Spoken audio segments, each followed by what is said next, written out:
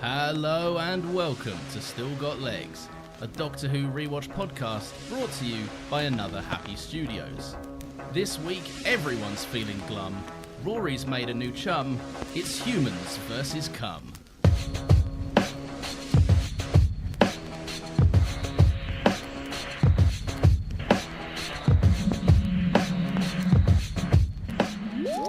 As soon as you said glum, I knew where that was going. Well, obviously. Hello, everyone. Welcome to Still Got Legs, a Doctor Who Rewatch podcast, the only one that exists in the world. There are no others, so stop looking for them or I'll cry. My name is Nathan. As always, I'm joined by my wonderful companion as we go on this adventure through time and space. His name is Lawrence, and as a certified gooner, he loves cum. Okay, hang on. That's what I heard. That's what you told me. You're too old to be using these internet phrases. We both are, quite frankly. First of all, I'm not too old, okay? I'm 30 years old, okay? 30 is the new 20, all right? For you, okay. yeah. Listen, okay? And second of all, I'm not too old to be using... I told you what gooning was, okay? I think actually what happened is I humbly asked you, Nathan, what is a gooner? And I had to explain to you what that was, which was a delightful conversation, as you can imagine. You do know more weird stuff, though. Every now and again, you'll say, like, oh, you went on this part of the internet when you were growing up, and you reveal some horrendous thing that you saw at one point. And it just... I don't know how you've done that and still, like, remained unchanged as a human being from those experiences. Oh, I'm very changed. I just hide it well. Okay. I just mask it very well. That's all. Fair enough. Nathan, big week for me this week. Why? Because of cum? No. Wow. No, I won't go into that here. What I've done is I've had a haircut. Right, but Okay. because it's a big step in my development as a person. How is this a big step in your development? So this was the first time, right? People don't often see me in real life. This is a podcast. You also can't see me on the podcasts, right? But Nathan knows this, right? I think once we did get either an email or a YouTube comment or something that said like something along the lines of, "Will you guys ever do a face reveal?" And I'm like, we're not hiding. Like, No, you can find pictures of us. You know? I freak like both of our Twitter. I think is just our faces. Oh no, you've got a cartoon. I face. got a little cartoon. I got my Another Happy Pod face, but like, I'm pretty sure my Instagram's public. Or maybe I posted it's not. a picture I of don't us know. two kissing at my wedding. There you on go. Twitter, yeah. Yeah. Go find that. go find that. No, it's a big week because I don't have I have very thin hair. Maybe in the Discord I'll post an old photo of us from uni in the Great. Yeah. in the Discord. So that's another prompt. They can only see a face reveal for Discord exclusives. just one terrible drunken photo of us I'll throw in there, maybe. Oh, God. Maybe that one of us sat on the floor. You know that one? Oh, in a uni kitchen. Yeah. I know the one. Yeah. Maybe I'll do that one. Anyway.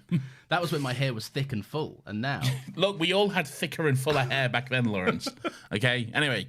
Carry on with your story about you going bald or whatever. Yeah, so I'm going disastrously bald. It's one of them things now where like I'm not even leaving the house without a hat. So I'm like, right, one day it's coming off. It is coming. Yeah. There's no two ways about it, right? No miracle shampoos are going to be of aid here.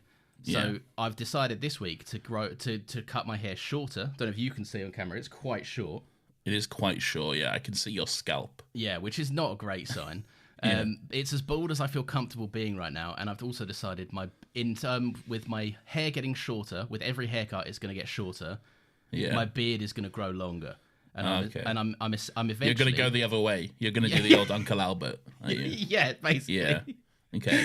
And I'm gonna decide I'm gonna bulk up my shoulders a bit, and I'm gonna become one of them threatening bald men that you see. Okay. A Phil Mitchell type. Well, You will. I'd hope more flattered than that, but like, yeah. That's what I feel. It's like the Temu versus like what you get kind of thing. Like, Yeah. I feel yeah. like I'm aiming for Tom Hardy in The Dark Knight Rises. Okay. I mean, most of his face is covered by a mask. No, he's got a Okay. big luscious beard under the mask. You just can't see it. I don't think he does. No, he I does. think He he's definitely clean does. shaven. Okay. Look, let's breeze past the fact that it was a really bad example. Yeah. I reckon you should just lean into it. Just go for it. Just go What, whole full hog. bald? Yeah, just fucking shave that head. Every day, I'm more and more tempted to just shave my head because Yeah. I have very long hair at the moment. Yeah. And I've not had a haircut in about 3 years now. And it's really starting to just do my fucking head in. You did that on purpose, though. You wanted it to be long. Yeah, I did. I did. I wanted some long, luscious locks. But now I'm just like, shave it off, man. I'm sick of it. I got as close as I'd ever come last night. Last night, there was a 50% chance I would have shown up today bald. As close as you'd ever what? No, I'm not doing it. Get your hand off that button. Oh, go on, come. I didn't even have my hand on the button. Oh, damn! I set you up for it as well. I know. Fuck's sake. Nathan, what are we doing today? We're coming. Yep. Oh, if you do not like cum jokes, then fucking hell. You are going to get sick of this episode very quickly. Maybe you already are, and that's fair. That is fair. That's justified today. That is justified, yes. What are we doing, Lawrence? We're going to shave my head, and then we're going to talk all about Docky Who. It is episode 79 of Still Got Legs, episode 79 of Doctor Who, The Rebel Flesh, written by Matthew Graham, directed by Julian Simpson. Lawrence, your thoughts? I don't remember this one at all beyond the cum people. Colloquially known as the cum two-parter storyline. Yeah. The first of the first part in the cum saga. In the cum saga. I feel like we've really done ourselves a disservice by detailing our specific ages at the start of this, because we're both like, yeah, we're 30, we're 27. Yeah. Anyway, here's 2 hours of cum jokes. We can laugh at cum. Cum is inherently funny, though, isn't it? Just the notion of it, yeah, it is. Yeah, funny. It's just like we all know what it is, but like it's a funny thing, isn't it? Explain for any new listeners that aren't familiar. So when a man loves another man. No, don't stop. I regret it. Okay. Come indeed. No, that's all I knew about it. I went into this. I even texted you, being like, it doesn't look great, does it? Like on a Next Time trailer last week, it doesn't look great. You didn't text me that. No, we might have been on a phone call. You said to me it's at least better than the Pirates one. By the way, I think we brushed over very quickly the fact that your wife wrote today's intro. No, she didn't write all of it. Okay, she didn't write all of it, did she? Right, of the lines, I'll let you know how young and innocent my wife can come across. Whoa. No, hang on. Get him, boys. No, she often comes out with quite cute remarks, right? I think I even said on the first episode of this podcast, Mickey had to hide his internet history from Rose, and she went, "Oh, he's going to propose," and I went, "No, he's been wanking." That's no, of the lines this week, everyone's feeling glum. Rory's made a new chum. It's humans versus cum. What one do you think she wrote? She wrote one line. Well, definitely not the cum one, because obviously the cum one came first, all right? You're not just naturally arriving at glum and then thinking, oh, I can put cum here. That obviously came first, okay? No, we worked backwards, yeah. Yeah, of course you did. It's how like fucking episodes of Glee are written. You start with the song. And in this case, the song is the cum, okay? So the cum was obviously first. Yeah. I reckon she wrote the Rory's made a chum one. You're absolutely right. Yeah, the most lovely one. Yeah, I knew it. I know your wife. Hey, hang on. I knew her before you. She was my friend before yours. What does this mean? Yeah, but she married me. I never wanted to marry your wife, Lawrence. Fair enough, yeah. Fair. I mean, she's a lovely person, don't get me wrong, but I never wanted to myself. You leave her alone. I will. It's fine. Right, yeah. All I remembered about this one going in was just the cum. I remembered Matt Smith's silly cum face. Right. Wait, hang on. No, this is so. Oh, this is awful, isn't it? Yeah. I remembered his little face at the end. Right, his goopy little head. And I didn't remember pretty much anything else other than the first time I watched it. I was like, whatever. Who cares? What are some other fun words for cum? Splooge. The sauce. No, I don't like that. Juice. No, I don't like that. These are two based in everyday life, you know? Gloop. Somehow worse. Yeah, it is a little bit. Yeah.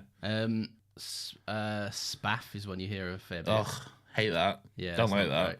Feels very in between us. Yeah, it feels laddish, doesn't it? Yeah, it does. Feels like you and all your mates. Okay, come on now. Splooge. I just said that. I'm saying it again. Okay. Goon juice. Goon juice. That's dreadful. You just said I can't use juice as well. Yeah, but if you put the word goon in front of it. It's so much longer than just saying cum. Yeah. Anyway, this episode is almost certainly unlistenable. If you see a little red E, that's why. They're all explicit. They're all marked as explicit. Okay, that's fine. Yeah, I mean, it's fair. Look, I didn't remember anything about it other than the cum stuff. Was like, yeah, whatever. Then I watched it again today. And look, it's not my place to do this, and I'm not going to call it a certified banger. Okay. But I would brandish this banger status, at least. Interesting. Very interesting. I wouldn't. Okay. Okay, yeah. I wouldn't.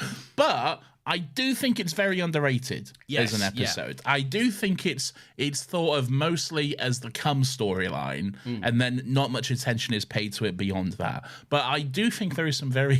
I just saw your face smiling at me when I said that. But I do think there's some very interesting stuff going on here with the storyline, which is mostly overlooked, really. There's a lot because of the cum. Yeah, because it's almost like the internet is inherently childish, and we're like, nuance and clever parallels being drawn here to everyday life and society. No, it looks like cum. No, I think so. I think there's like this is quite clearly about like capitalist disregard for worker safety. And for like, there's a lot of stuff in there about it. I think there's some brilliant like moral and ethical questions it asks about like personhood in general. I think it gets surprisingly deep. Yeah, it does. For what I just anticipated as being an episode about gooey people chasing the Doctor. Yeah, it definitely does, and that's definitely why I feel like it is quite underrated as an episode. I haven't watched it in a while, so I'm not sure how next week will turn out. But I'm interested to. Yeah, to see. I'm in the rare boat where I liked the part 1 and I have zero clue how part 2 goes. I have no idea how they resolve this. Cum Doctor. I'd imagine all of them die, and I'm going to predict it now. All of the cum people die, and the Doctor does a big speech about humans being wrong. Cum. Anyway, there are moments where it falls down. We'll get to them. There's a reason I haven't decreed it certified banger. Yes. I wouldn't decree it banger. It doesn't quite reach that level for me, but it's not too far off. I'd say. Yeah. I think it's good. Yeah. Okay. Look at you ringing the certified banger bell. You don't get to. I'll keep it away from you. Only I can ding the gong of the certified banger. Ding the gong. Yeah, you know what I mean. Hang on, what do you do to a gong? You ding a gong. You don't ding a gong. Ding is like a small thing. A gong is a bong. A gong can be small. You can have a small gong. Can you bong the gong? You can bong the gong if you wish. Bong the gong till you come. No, these all sound like euphemisms. They do. All right. Look, we're panning in on a big island facility-looking place, Nathan. There's guards going about. Doesn't look like a facility at all. It does. No, it doesn't. It looks like a big castle. I think it looks a bit facility-esque. It looks nothing like a facility in that it's not a facility, it's a castle. Okay? Maybe I can combine my notes after when I saw them going around doing facility stuff. It's a monastery, Lawrence. Oh, look, someone's got their notes this week. He's back in his big boy chair. Yeah. So humble last week. Yeah. How quickly they forget. I do like that they're going around going, lights. And I wrote down, this is unthinkable technology. Imagine controlling your lights with your voice. That sounds space age. Oh, it's very stupid. I could do that right now, but I won't. Go on, do it. Turn your light off as we speak. But it's the middle of the day, so it's really going to make no difference. Why have you got your light on then? That's the real question. I don't have my light on. Oh, okay. So you're turning it on. Yeah, that's what I'm saying. Go on, turn it on. Okay. Siri, lights on. Okay, done. Which one? 1 or 2? Stop. Don't worry about it. Siri, lights are on. Forget it, Siri. Siri, lights off. There we go. Exhilarating content for everyone.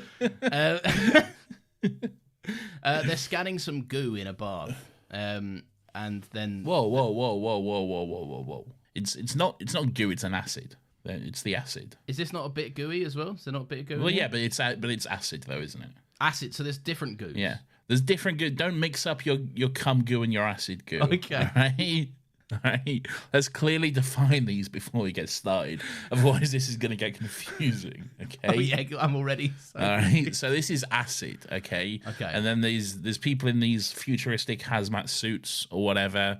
Clearly, they didn't do a single day's worth of health and safety training though, because she just like pushes her mate over while he's over a bath of dangerous melting acid, and then he just falls in. So. I do like that they're like how nonchalant they are about all of this. Like it's, like he starts like literally dissolving. He's got like he's waving goodbye to them, and his hand starts to just like kind of dissipate into nothing. And I like that the woman that pushes him. Right, is that Jen? That's Jen. Yeah. Yeah. So human Jen there's no cum Jane yet, but the Jen of the piece. The Jen of the piece. The Jen of the piece pushes in that guy, and then he's like, well, one of the Jens of the piece. I'll say. What? Oh, yeah, there are 2 Jens of the piece. Yeah. Well, kind of. Anyway, go on. Jen pushes him in, and he's like, what the fuck are you doing? And she's like, I barely touched you. I'm like, you outright shoved him. Yeah, she did. She fully outright shoved him in. And she even at one point says, sorry, Buzz, that was my fault. And then he's like, oh, no, you're all right. But then afterwards, he's like, you pushed me in. I'm like, well, which is it? Yeah. Are you angry or not? And I want some consistency here, please. Yeah, I think she needs to make up her mind. And they're walking out, you know, like one of the guys is like, fucking hell, all this paperwork I'm going to have to do about this. Stupid colleagues being idiots. No one seems very bothered. This is what's immediately noticeable. This man has just melted away, and they're all like, all right, anyway, what's for lunch? You know? Like, yeah, they literally just leave, and they're like, oh, like, kid goes, I'm going to later. miss my kid's birthday party. Fucking hell. Yeah. So there we go. But then he shows up. He's like, hello, I just melted. And he's like, you pushed me. And she's like, I did not. And I'm like, you two work this out. We just had this conversation. No, this was before. We just talked about this. No, we talked about this. But then you jump back. That's not fair. Well, now I'm jumping back again. For fuck's sake. No, I'm kidding. No, he does. Yeah, he shows up, and then he says like, oh, no, it's fine. You know, no one was actually hurt. And then we see the face of the other one just melting away, and it looks pained, but hey, no one was hurt. Titles.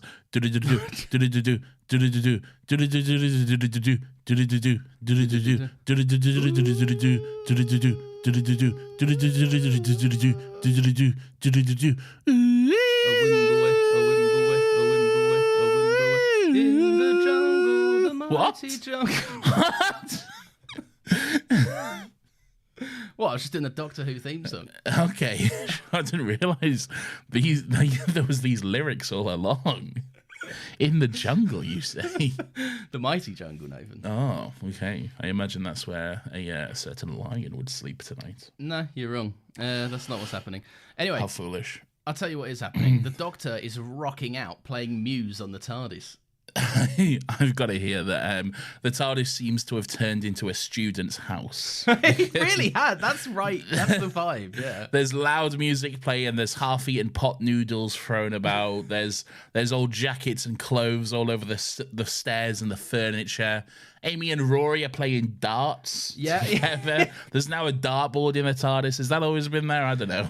I feel like there's everything. They just get it out of the dart room. Yeah, they're just playing darts now. It's very very much does give off student vibes, doesn't it? They're like, yeah, we're young and sexy, and look at us, we're having fun. It is that. I feel like after last week, when all of the rooms kind of got purged and deleted, what they've done is out of the remaining rooms, they've gone and had a rummage and seen what's about, and brought, like, Doctor's like, you know when you go in the loft and you're like, oh, I remember this, and you bring it down and you still never touch whatever it is that you brought down. You use it for like 5 minutes and then you go, oh, I remember why I put this away. And yeah, I remember why this was in the loft in the first place. That's the dartboard. I think that's what's happened. Okay. And they've brought that down. The Doctor's still scanning Amy, still inconclusive. Yeah, still not quite sure what's going on, and then he very clearly tries to get rid of them both for a little while. He says he'll take them to go get fish and chips while he goes off and just takes care of something. But then Amy quickly shuts that down. She's like, no, Chief. We're going where you're going, all right? I do like that's like his go-to. Like if he needs to get something out, he's like, fish and chips, anyone? Like, yeah. I like that they're like, yeah, okay. And he's like, great, I'll see you guys later. And it's like, hang on, no, this wasn't the vibe. Yeah. I thought we were all getting fish and chips. But he's bad at it though, because he's like, oh, take your time, it's fine, be as long as you like, okay? Just I'll be just doing my stuff. Don't worry about it. I'll be doing Time Lord things over here. Yeah. Yes, exactly. The TARDIS gets pulled in somewhere. Could you work out what happened to the TARDIS? Yeah, so it's a solar tsunami, is described as. It's caught in a solar tsunami. So everything goes a bit haywire. There's some great... The console room is shaking, but it's not actually shaking because it's a static set, so just walk around for a bit, acting. We'll get there later. There is a specific shot in this that is so comical. Okay. I always love a bit of that stuff. So yeah. Then they have to assume a bracing position, which is quite fun. Yeah. Did they ever have a bracing position before? Well, clearly Rory wasn't there when they established it because the Doctor and Amy quickly go to their places and Rory has no idea what to do. So he just crouches down and holds himself. I feel like that's as safe as their bracing positions. Yeah, it's fine. Or maybe they've worked theirs out so that if pillars fall, it won't fall on them, but Rory is susceptible to being crushed here. There's no pillars in this TARDIS. You're thinking of your old shitty console. No, it's got Lawrence. little things, isn't it? It's got little... Oh, no, it's got stairs. I'm thinking of stairs. Stairs and pillars, famously the same thing. Very interchangeable. I tell you what we do get... and it's something that is actually kind of, you have to search far and few between in Doctor Who to find a good example of this, is an exterior shot of the TARDIS flying through space that doesn't look like arse. Right? Not so much these days, but yeah. Well, but I think this is one of the first instances where we really get something interesting, and it's not like a vortex shot. Had some really good shots last week of that sort of stuff, though, as well. Oh, no, but that was a bit different because that's a spare console just flying about, right? Like... No, the TARDIS itself. We had some of the TARDIS itself. Oh, did we? Well. Okay. Yeah. I didn't write any notes. I was busy writing notes. Not hard, man. No, but I do think it reminded me a little bit of, you know, the weird kind of like asteroid belt thing that they fly through in Andor with all the lights, kind of like streamed lights. In, I think, the Aldani heist. I know we joke about this a lot, but I cannot remember that. You always joke that I haven't seen Andor, okay? Well, you haven't, clearly. Shut up. But I genuinely cannot remember that. There's an asteroid belt in Andor? It's like I don't know if it is an asteroid belt. It's the thing that Andor has to fly through as they're trying to escape with all the money from the Aldani heist. And Nerrick has just been all paralyzed. the lights and stuff. Yeah, all the firework things. Yeah, the Space Northern Lights. Oh, the Space Northern Lights, yeah. Oh, no, I remember that, yeah. I don't think that's an asteroid belt. I don't know what it is. It's space vague shit. But it's weird space stuff. Do you know asteroid belts? They're like not real. Like asteroid fields are just like... You're going to prompt the science nerds in the emails. No, I heard this from a science nerd. I heard like it's the most scientifically inaccurate thing about like space movies and like, you know, Star Wars, when like we'll lose them in the asteroid field and all this sort of stuff. That's the most inaccurate thing. Well, it's one of them anyway. In Star Wars. Because not Yoda. Yoda specific. Why Yoda specific? Why not? He's a little green freak that sits in a rock pond. Why not Ki-Adi-Mundi? Right? Because he's like us, but with a bigger head. He's not like he's nothing like me. He's just like me for real. He's not me. I would know this if it returned. Okay, he's not like me. Oh, okay. Okay. Anyway, no, because like asteroids, like they're so far apart, like it would not make any kind of difference at all. Like the amount of space between actual asteroids, it's like miles. So like you're not in danger of just like flying into them and having to swerve around them and stuff or something like that. I don't know. I'm not a scientist. It's cool though, isn't it? A scientist. I think it's cool. I think they're allowed to be there. Right? Yeah, no, it is cool. It is cool, but inaccurate. Stop being the nerd police about them. Yes, yeah, very much so. All space movies dinged. Anyway. I know it's Neil deGrasse Tyson on the show. Yeah, maybe it was him I heard it from. Almost certainly. Yeah, could have been. I don't know. What a loser that man is. Yeah. Anyway, yeah, I just think the scene looks really good. The TARDIS flying through it all, it's kind of like different because of all the swirly colours. I just thought it looked really cool. It does look very cool. Yeah, I like it a lot. But then the TARDIS kind of not really crash lands, but it just lands with a bit of a thud on this monastery. The Doctor opens the door, going, a cockerel. Love a cockerel. I was going to edit it just to, Yeah. You can see how one could edit that for a juvenile joke, but I just didn't. Speaking of, if you follow us on Twitter at StillGotLegsPod on Twitter, there is a response that I'm not going to read out because it's a purely visual gag. I reposted it. I retweeted a little. Oh, joke. it was in the video of the Yeah. from the regeneration. Ah, come! Yeah, that made me laugh a lot when I saw that. Good stuff. So anyway, Amy reckons they might be in the 13th century because, like you say, it's all big and monastery and castle-like. Yeah. But there's something disproving that. Yeah, Rory mansplains that there's actually Dusty Springfield playing, so I think you'll find that clearly it's at least whatever year Dusty Springfield was. Yeah, okay. Get wrecked, Amy. Liberal. Yeah. Did you say liberal? Yeah. Okay. Legend owns his GF as he steps out TARDIS console door. There's Lawrence watching his feminist gets owned compilations again. Rory owns GF as she is definitively wrong in capitals. A true alpha king like me and Kendall Roy. Stop it. I don't like that you can make these references now. Yeah. So yeah, they make their way in. There's a very funny moment where the Doctor's kind of like, they're not creeping about, but they're going about undetected. Right, Yeah. for the most part. Until the camera stays where it is. The Doctor walks off of camera and then walks back in. And it goes, there's people running at us now. Just calmly. That's a bit ahead. You're jumping ahead a little bit. Okay. His notes are back. I'll let you know about it, Lawrence. I'll tell you what, you go on. I'm just going to do you. I think you'll find, Lawrence. No, I just want to do a quick bit of suit talk, all right? If you will. If you'll indulge me, Lawrence. Because I'm liking this blue shirt. What are you thinking about this lovely little pale blue that the Doctor's wearing? It's nice. Oh, here he goes. No. What is it with you against blue, all right? Fuck's sake. It's nice. What bow tie was he rocking this week? It's kind of like a navy bow tie. Fucking hell, Sigmund Freud. It's kind of like a navy bow tie. Kind of matches the blue, but it's a little bit darker. I'm not against the blue shirt. I just think it's not as strong as other looks he's rocked. Like what?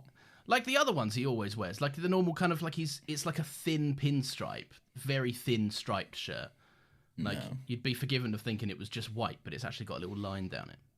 No, I like this one. Okay, fair enough. Yeah, I think he looks very, very handsome. He always looks handsome. It's a pretty much unchanged look. I feel like whatever shirt and bow tie combo, it typically works. This just is not up there with the best for me. I think it adds a bit of colour. It's nice. Bow tie though, I for some reason I can't picture the navy bow tie. It's a bow tie and it's navy. Yeah, I'm just going to have to pull this up, Nate. No, I tell you what it is. I think the blue shirt looks a little bit like he works the custom... If he took his jacket off, it would look a bit like he worked the customer service at a Tesco. How dare you? And maybe we'll see that a little bit later in the season, but how dare you? Okay. Yeah. Okay. I don't know. It's not fully bringing it together for me. But yeah.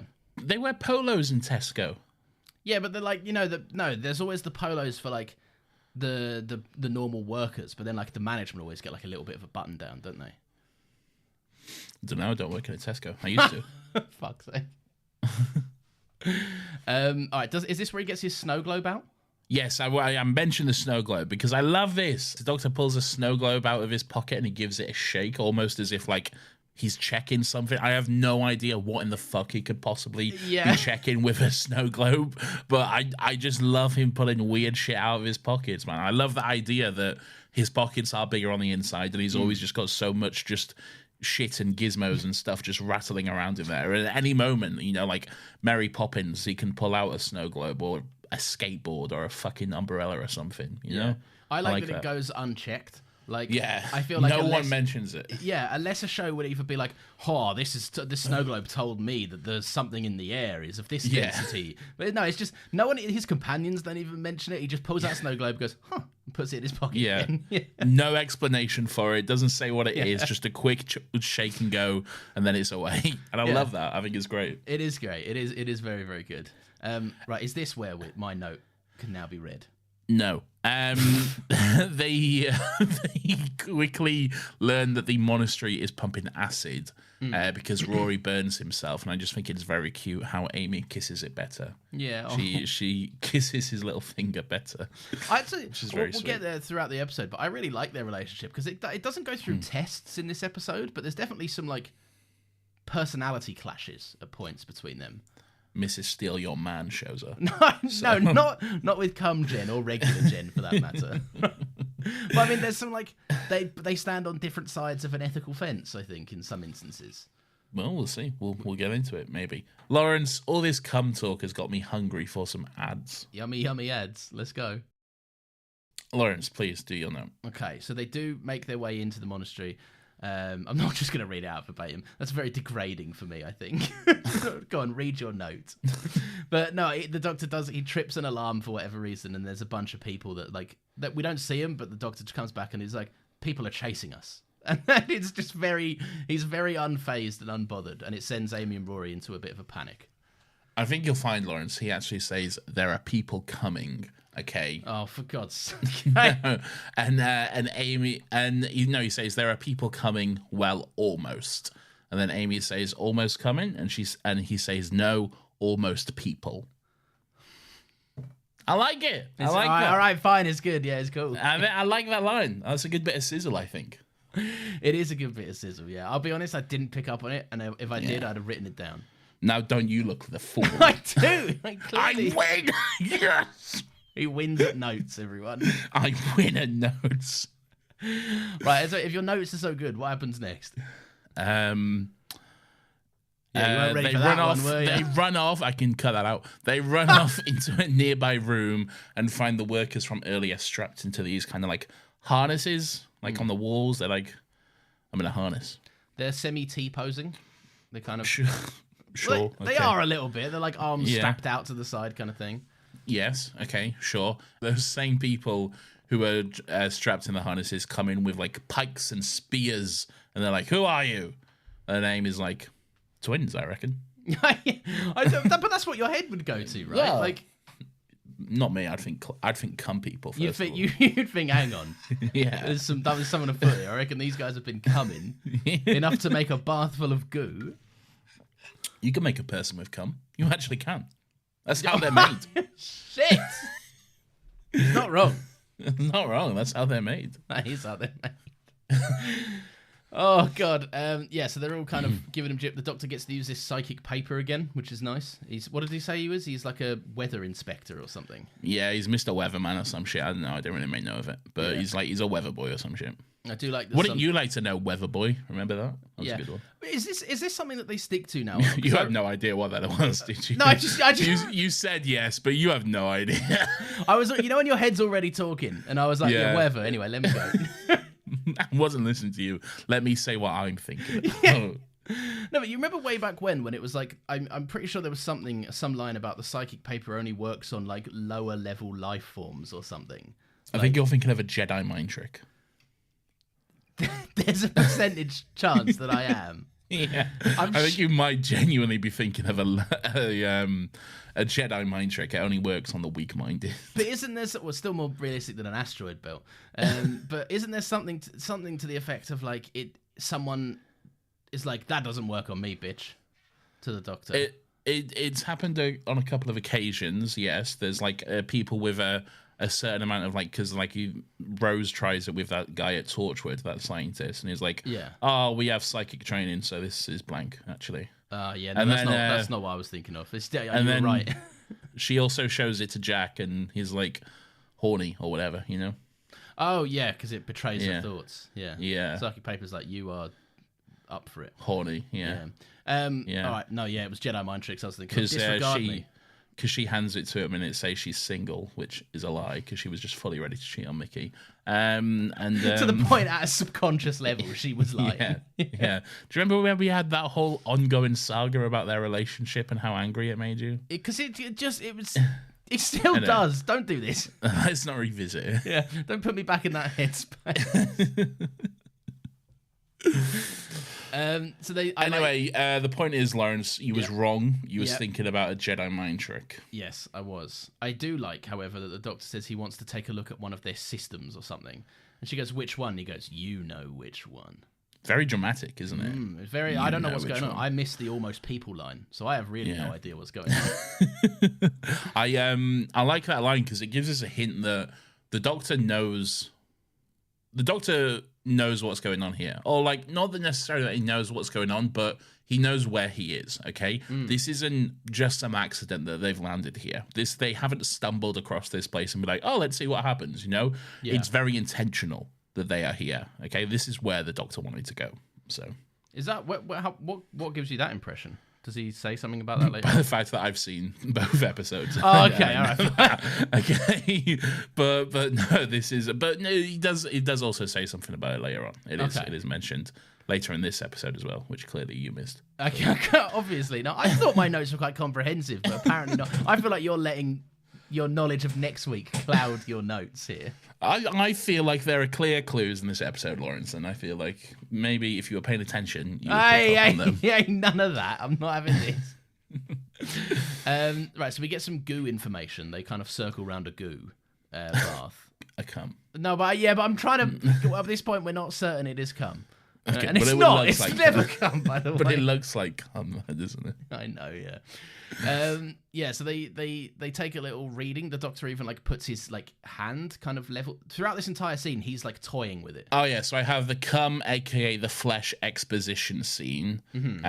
So what they say is they mine the acid using these doppelgangers or gangers, as they colloquially call them. Yeah. If they die or get damaged, who gives a fuck? The nerve endings are automatically cut off, so supposedly they don't feel pain and they just melt away into cum. Yes, and that's when the Doctor starts to like. The Doctor scans the cum and the cum scans him back. He says, Yes, which I quite like. It obviously immediately is inferring that like this thing is sentient immediately. Yeah. There's a kind of horrific line where she says it acts like life, but it still needs to be controlled by us, the kind of chief lady in charge. Says that. Yes. Yeah. Miranda, I think her name is. Her name is Miranda, not Yeah. to be confused with Miranda. No, not to be with the Miranda, the Miranda of the With piece. BBC's Miranda. Yeah.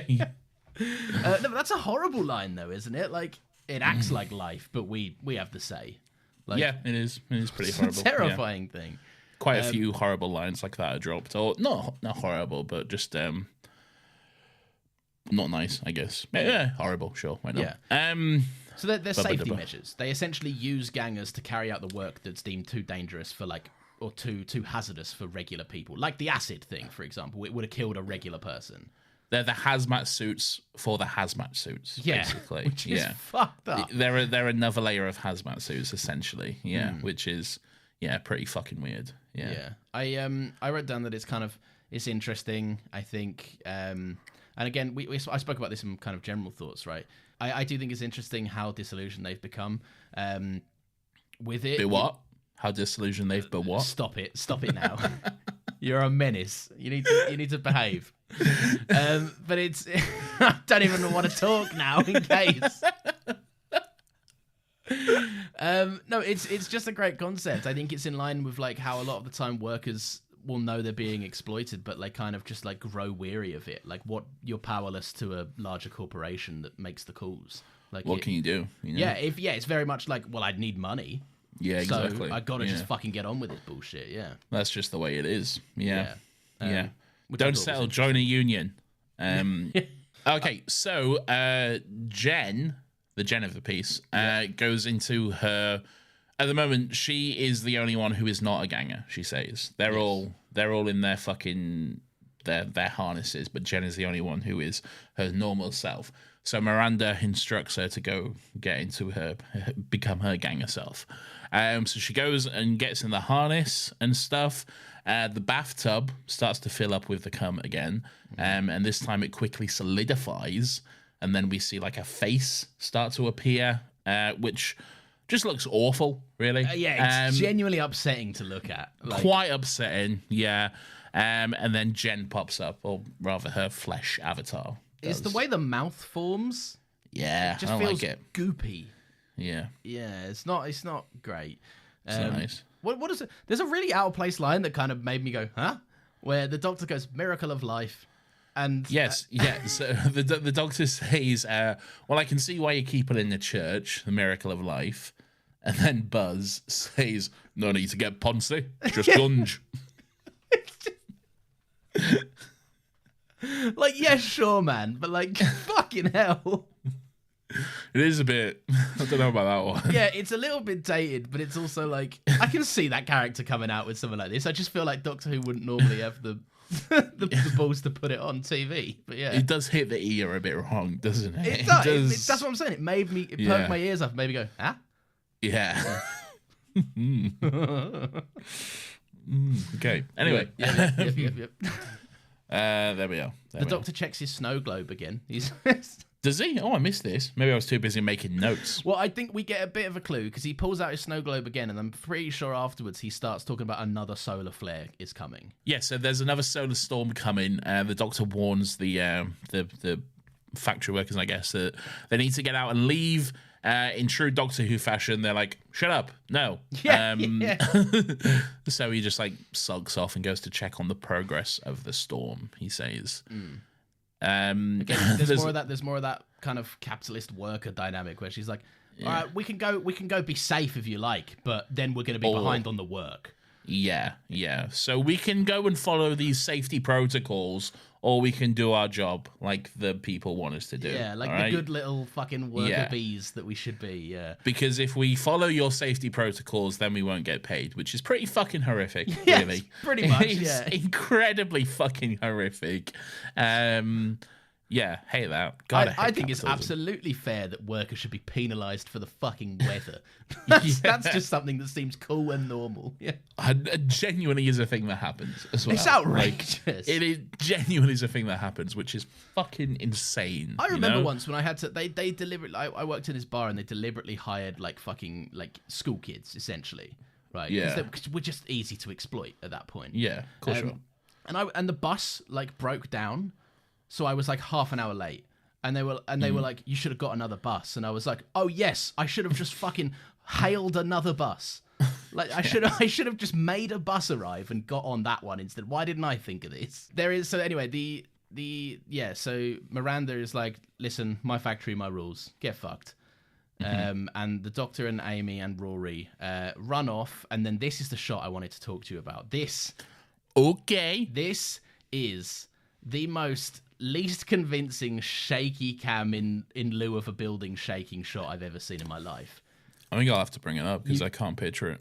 You may have to, right? It's as they run back in. It's after Miranda tells them to get stuffed. They run into another room and the camera literally just moves from side to side.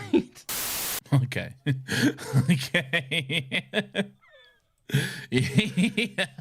Yeah, that camera is literally just rocking left to right, and you can see Amy and Rory are just stood there normally. Yeah, it's nothing's going on. Yeah. They're just stood in place. There are lights that are hanging on chains, and they are just stood motionless while the camera is. But like the camera move itself is so like the cameraman's not putting any effort into this. It's literally just a frail side to side motion. Oh, that is very funny. Yeah, that's right. You didn't clock that the first time. It stood out like a sore thumb to me. No, I didn't know. It's very funny. Silly. Wow, good stuff. So the storm hits the monastery. Oh wait, no. So the storm is coming, and the Doctor says like there's that cockerel is like something to do with the weather or some shit, or it's like a storm thing. I don't know. I can't remember what he says. But basically, he says, I've got to get to that cockerel before all hell breaks loose. And then he just takes a second to appreciate that, saying he never thought he'd get to say that again, which is just on its own very funny. That's an exact sentence he said before for some reason. Well, he's lived a long life, but like I would love to see what that other scenario was. Yeah. And then he tells Amy to breathe. Before he runs off. How interesting. I did enjoy that, and Amy's reaction to it is kind of like, yeah, all right, dude, yeah, okay, I will. Yeah, sure. So the storm hits the monastery. Acid starts leaking around the TARDIS. There's creepy flashes of the gangers making screaming faces, like as like lightning hits, which I think is quite interesting and creepy looking. The Doctor is thrown from the cockerel and then fades to black, and he wakes up sometime later, just as the storm seems to be dissipating. How many times has the Doctor climbed up a structure in the midst of a storm and then got electrocuted? At least twice. I'm thinking Tom Baker died that way. He didn't get electrocuted, I don't think. He turned into that paper mache man. He definitely did. No, I think he might have just fallen. But it happened to 10. It happened to 10. There was also Vampires in Venice, where 11 climbed a tower. He didn't get shocked or thrown from it, but he just got a bit wet, really. Did it happen to 10 twice? Was Mrs. Magpie anything to do with electricity? Mr. Magpie, Lawrence. Mr. Magpie, I'm thinking of Mrs. Telly. What's her name? You are thinking of Mrs. Hungry. Mrs. Hungry, The Wire. That's the one, yeah. Yeah. He climbed a tower. I can't remember if he got electrocuted. Maybe he did. He's always climbing up things and getting electrocuted. And the Dalekanian one is the one we know of. Yes. Okay. Yeah. So it's happened a fair few times. Still laugh at Dalekanian. Yeah. This was very funny. So stupid. Dalek alien. It's so fucking dumb. Oh, well, they got this metal that the Daleks made. What should we call it? Oh, fucking Dalekanium, I guess. Yeah, that works. I like that it's the cult of Skaro as well. Famously, literally the 4 Daleks in existence that are made to think of ideas. They're the idea guys. Dalekanium. That's so stupid. What do you want to call this one, boys? Probably Dalekanium, I reckon. Yeah, that works. If it ain't call broke, that lunch. Oh, God. Oh, lordy lord. All right, so yeah, the Doctor gets zapped. Amy and Rory have fallen over too. Everyone's fallen over. Everyone's passed out. Everyone's snoozing. I do like Rory's. It's such a weird kind of quirky way of just saying he hurt himself, but the way he just goes, for want of a better word, ow. What a weird thing. If you had a mate that spoke like that, you'd be like, fuck off, would you? You'd punch him, wouldn't you? Yeah. What a strange thing to say. That's one of those clearly, oh, you're a TV show character lines, because no normal person talks like that, do they? I'm pretty sure there's a character in New Girl that every time something happens to them, it's like an ironic thing. They're like, oh my god, I'm just drinking water, I'm so ironic. Who's that? It might be New Girl, it might not be. It might be Parks and Rec. I can't remember. Anyway, the point is I made a fun reference, and we all understood it. It does seem more like a Parks and Rec thing. Might even be Sonic's sister. Sonic's sister? Yeah, what's his name? Sonic. Oh, John Ralphio. That's it, yeah. Ben Schwartz. That's the one. Yeah. Of Middleditch and Schwartz fame. Oh, what's her name? Jenny. Very funny actress. Yeah, that's the name of the show. But what's the actress name? Very funny actress who was in Venom for some reason, playing a non-comedic role. Remember when she was in Venom? Yeah. Yeah, she was like, I'm a scientist in Venom. Anyway, you can't do this. It's unethical to make Venoms. Yeah. Stop making Venoms in my lab. I'm gonna make so many Venoms actually. Riz Ahmed is there. Time for Venoms. No. Then Eminem kicks open the door. Venom. Oh no, Eminem is here. Everyone's making Venoms in my lab. What a truly horrible movie. Oh, Jenny Slate. That's it. So her name isn't Jenny in the show. No, it's fucking, what's her name in the show? John Ralphio's sister. I've got Tina in my head for some reason, but maybe that's the character she plays in Big Mouth. Fuck, what's her name? Something Saperstein? Mona Lisa. Mona Lisa? Apparently. No, it's not. Mona Lisa Saperstein is on her thing, yeah. Really? Yeah, apparently so. Mona Lisa? I'm trying to see if there's a nickname she goes by that's more common. No, Mona Lisa Saperstein. Oh, wow. I have no memory of that at all. Nor do I. We were never going to get this. Mona Lisa? Apparently. Wow. Okay. What the fuck? Don't be suspicious. Don't be suspicious. Don't be suspicious. I know that from TikTok and from the show Parks and Rec. Anyway, right. So the Doctor finds Miranda. She says she was right and that she abandoned her team. So we get a nice little bit of capitalist boss takes an L. I enjoy that. Yeah, sure. Sure. Where are we? The here? Doctor forgives her quite quick. I do like that he's like, yeah, all right, let's go find them. He's very like quick to be like, oh, I've not got time to berate you for this. There's other shit to do right now. I feel like he's quite quick because he knows what's going on. He knows there's something afoot here. But he says they were passed out for about an hour, though. So it wasn't just a few minutes that, oh, there we go, storm, but it was a whole hour. They was all out for. Very, very funny moment where they find the others. They're like getting them out of the harnesses and stuff. And Jen is quite like worried and distraught and stuff. And Rory takes a second to comfort her. She says she thought she was going to die, and Rory says, "Welcome to my world." Very good, very funny. He's self-aware, Lawrence. He knows of the list. He knows of the tally. All right. In seriousness, I do like that he is like, I don't know. The way I describe it is like Amy's the strong one. The Doctor is the one that's clearly the smartest, but is very much a case of like, I'm practical as well. And Rory is like the beating heart of this TARDIS team. And I really like that he takes the time with her. And like Amy's even like kind of giving him a look, like, and it's not like a jealousy look or anything. It's just a look of like, yeah, do your thing. No, it's never really played in the episode as like she's stealing my man or whatever. Yeah. I mean, she is trying to. She definitely wants him. Yeah, she definitely wants him. She is down bad for him. Okay, but Amy's never like, stay away from my husband. You know, she's not that kind of person, really. I think there's like, we'll get to it a bit later as well, but like there is an element of she is admiring Rory just being a kind bloke. Yes, which I like, and I think that she maybe thinks maybe that's to his detriment a bit later on when he makes certain choices that he makes. Perhaps, perhaps. All of the gangers have managed to stay awake without their hosts, so they're separated. All of the gangers have managed to stay awake without their hosts in their harnesses. So they've gone about walking, looking through all their stuff, and of course to them it's their own stuff, which causes everyone else to be like, quite freaked out, and this is where like the divisions start to come into place. This is one of my favorite scenes in the whole episode. Right? Do tell, because I just love the way that Miranda goes, "They've ransacked our stuff," and the Doctor said, "Looked through," and it's like every single time they say something, he just checks them on their shit.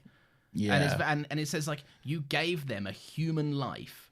How are you going to now blame them for trying to run away with it? Like, it's incredible what you've given them. I do like the way it's described because Miranda says that at one point she says that they stole their lives, and then again the Doctor corrects her saying, no, you willingly created them, you willingly poured in your memories, thoughts, emotions, everything that makes you human. And he says like, human beings are a miracle. Are you surprised they just walked off with them? Yeah, which I think is a great line. It's a great line, but it's this just. I just like that he's there, like, and he's not being threatening about it. He's not doing his kind of 11th Doctor intensity that he normally does. He's just there, like, I'm more evolved than this. Like, I see past this philosophical kind of thing you can't quite wrap your head around that you've done. I think he knows the dangers here. He recognizes what's happening. I think he recognizes the language and the seeds of division that are being sowed, and he's trying to stop that before it happens. He's trying to check it and put it in its place. Like, Miranda is very quick to, like you say, try to stoke those flames, saying ransacked instead of looked through, saying they stole their lives instead of giving it to him. All these like, almost like, I feel weird using this because no, but it's like it's just purposefully trying to make it sound worse than it is, really. Yeah. To kind of stoke those flames. Yeah, it's immediately sowing the division seeds, essentially. Yeah, and the Doctor's just trying to like put a stop to that before it gets too out of control. Yeah, really. It's because its antagonistic language very quickly leads into kind of spurring on a bit of kind of prejudice, and I do like that the Doctor is going against that. I think it's. What happens next? I've got Jen is taking another moment. Yeah, she rushes off to the bathroom, and Rory follows her. Perv. Rory indeed. Yeah. Didn't someone just get classed a weirdo for doing this a couple of weeks back, following Amy to the toilet or something? Oh yeah, you did. Yeah. You, not me. But yeah, because you think that's normal behaviour following. Yeah, I'm always watching people piss. They call me the piss watcher. Oh no. Okay, well, that's something we've learned. Great. Because I love watching people pee. No, move on from this, I reckon. They called me the piss watcher. That would be a character in The Boys, wouldn't it? Yeah, the piss watcher. We joke about this. Everyone in The Boys has a weird that weird sexual kink that, like, for some reason, it's just so exaggerated. That's not an out of left field joke either, by the way. It's just a fact if you watch. It's just a fact in the show. Yeah. I mean, the entire last episode. You haven't seen it, but the entire last episode was all about like fetish stuff. Anyway, I've seen some reaction to it. Like, I don't know what's happened, but apparently people are like, "This is getting too much." Huey was Spider-Man. Okay. He was Spider-Man. I feel like there's more. Or to the boys version of Spider-Man, anyway. Oh, okay. All right. With you. All right. Yeah. Anyway. She's the cum gen. Yeah. She throws up cum in the sink. Yeah. And then there's a weird moment where she like looks in the mirror and her face quickly transforms into a ganger. Yeah. But like, it's weirdly done. It's almost just like they like put like a PNG of the ganger face just over hers for a second. Because I rewound it a couple of times. I think what they did was they didn't move the camera. They got her in makeup to just stand where she was, look, and then they whisked her off, quickly took the makeup off, put her back there, and got her to do that pose again, and then the rest of the scene. Because it's very weirdly just quick cut of her, but she's in a marginally different position. Yeah, like, it's very weird. It's a very odd quick cut. But yeah, she realizes she is herself a cum lady. Yeah. And then she runs into the stall. And then Rory gets punched by a big hand. Big Mr. Fantastic one bang. Big Mr. Fantastic hand. And she turns into a big snake neck cum lady or whatever. And is like, leave us alone. We just want to live in peace or whatever. Was it a bit Prisoner Zero to you? It wasn't a bit Prisoner Zero. It was a bit much, frankly. Yes, it was. My note says, I think this is so less interesting than what they were just talking about. It is. It just goes from 0 to 100 very quickly. And then never again, like in this episode. Not again, no. She just becomes a big monster, like, very quickly. But the thing that bothers me about it, and this is genuinely, like, I was thinking, I'll come to you humbly, I know it's not my place, but I was thinking certified banger until this scene. Because I've just gone from the highs of the Doctor checking people on their prejudice bullshit, and I was like, this is really good stuff, I'm enjoying this. And then it goes to this, and I'm thinking, like, all the nuance of, like, not who is the person, but what is personhood, and what are they, like, that this life is as equal and as could be as good and or as bad as these people. Like, these are complicated creatures that they've created, right? As worthy of life as the human counterparts. And then she's like, I'm a big scary snakehead. And I'm like, no, you've just reframed them as clearly the monsters. That's not interesting. It is semi-justified a little later on in the episode by the Doctor, but it's still a little bit just much, make them lash frankly. out that they don't need to have big powers and stuff. I think that's the thing. It's this big monster transformation, which does come back into play next week, but for now it's not seen again for the rest of the episode, and it's also looks a bit shit as well. Really. Yeah, it does, and it's which doesn't help things. I think I agree, and I think it's antithetical because she's like, "Why can't you let us live?" And I'm like, "Because you look like this, and you're punching people." Like, Lawrence. So because they look weird, they don't deserve to live. Is that what you're because saying? They're punching people. How interesting! You hate the cum people. Shut up, the piss watcher over there. That's me. I'm watching you piss. Oh no! What now? I'm not even pissing. That's what you think. Okay. That's The Boys' superpower. I make you piss and I watch. So you make someone piss themselves and then you just observe. And then I just watch. Is observing part of the power, or is that like the kink that goes with it? No, it has to be part of it. Yeah. So I can't. So I can never make you piss and then use that as a distraction and run away. I have to watch until completion. And only then can I move. When the piss is on the floor, do you have to wait for it to be cleaned up, or once it's left the body, is that your time to go? Once you yourself have stopped pissing. Right. Yeah. That's when I'm free. Why is this not above The Boys? I feel like this is easily a character they could make. This could be. I tell you what, hire me. What's his name? Eric Kripke. Eric Kripke, get me in the writers' room. Hire me. I tell you what, you need someone for season 5 to punch it up. I could introduce the Piss Watcher. Okay. It's what everyone's been waiting for. Homelander versus the Piss. Oh, the Piss Watcher is the hero, by the way. Yeah. So Okay, good. Homelander versus the Piss Watcher. Is he the thing that can finally bring down? Yeah. Everyone's been saying, how is Homelander actually going to die? This is how the Piss Watcher brings him down.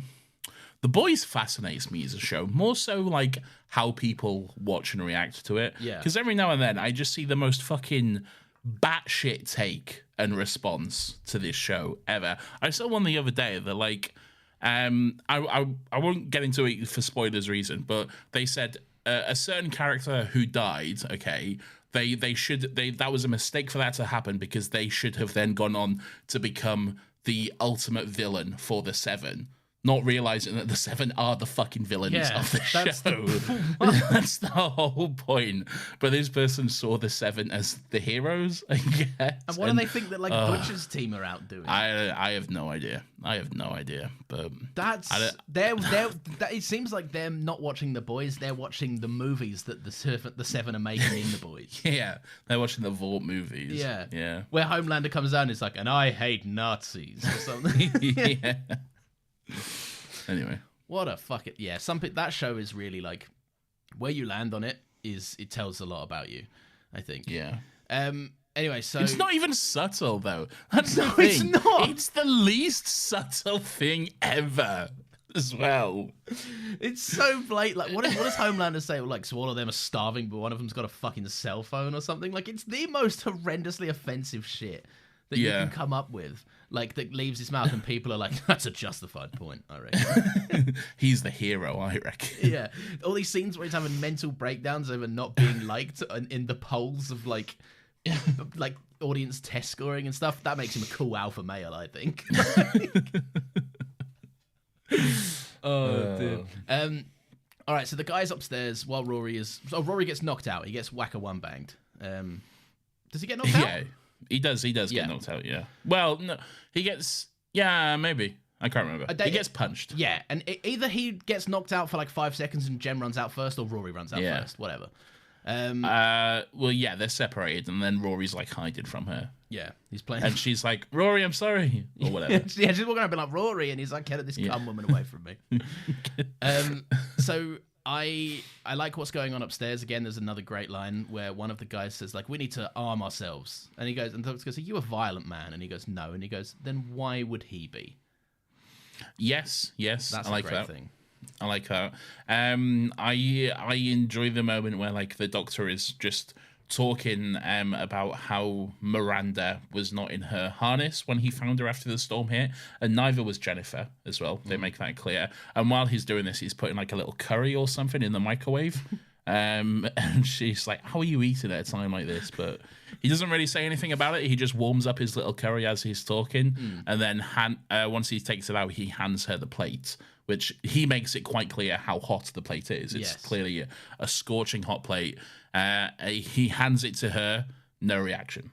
And it takes like a full few seconds until he goes, "It's hot." And then she goes, "Ah!" and drops it and it smashes, which is very good, very interesting. He's spinning plates, man. He's great. Yeah. Like I like it when the Doctor's on this kind of... every now and again, the 11th Doctor gets very kind of... I don't even know how to say it. He just weaves in and out of scenarios. He's like, he's calm and he's measured and he's got this shit under control. And it comes across that way in this. I think it's really good. So yeah, Miranda is a spooky ganger. She's a spooky cum person.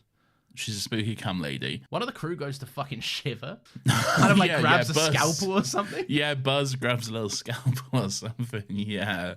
And she gets quite angry at the realization. As you know, I feel like it's justified. She yells at him a little bit before turning away.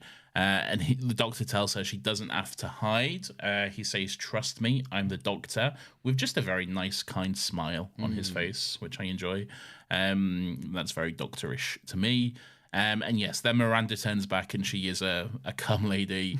And again, it does go from 0 to 100 quite quickly then, because it does go from this talk of philosophy and acceptance to just suddenly, leave us alone! And she just runs away screaming. it's She just says very like, we're funny. living or something, and then goes, ah! And runs out. In a weird voice, though, she goes like, we are living! And then just runs away screaming. And I do like that everyone has the same reaction. She kind of runs out. No one tries to stop her, and they all just kind of look around at each other. And the doctor's like, let her go. What? We're busy. You see, I think this is what stopped me from like going towards that certified banger category, because like it feels like it's a good script and the writer had some good ideas that they wanted to explore, but then the BBC went, nah, but monsters, you know? Like, we need a big fucking monster to punch it up a little bit, really. I think there's a bit of that, and I also think there's too many characters. I think there's too many cum people, and there's too many humans, because we're like, these scenarios where Jen needs to punch someone and leave the room, and Miranda needs to punch someone and leave the room so that they can have their conversations without them. Like, they're writing these things in that they need to leave, so their motivations to leave are just, and then away we go. Too much cum in the womb, as it were. Yeah, because as we all know, it's only one sperm that fertilizes the egg. So. But Nathan, stop.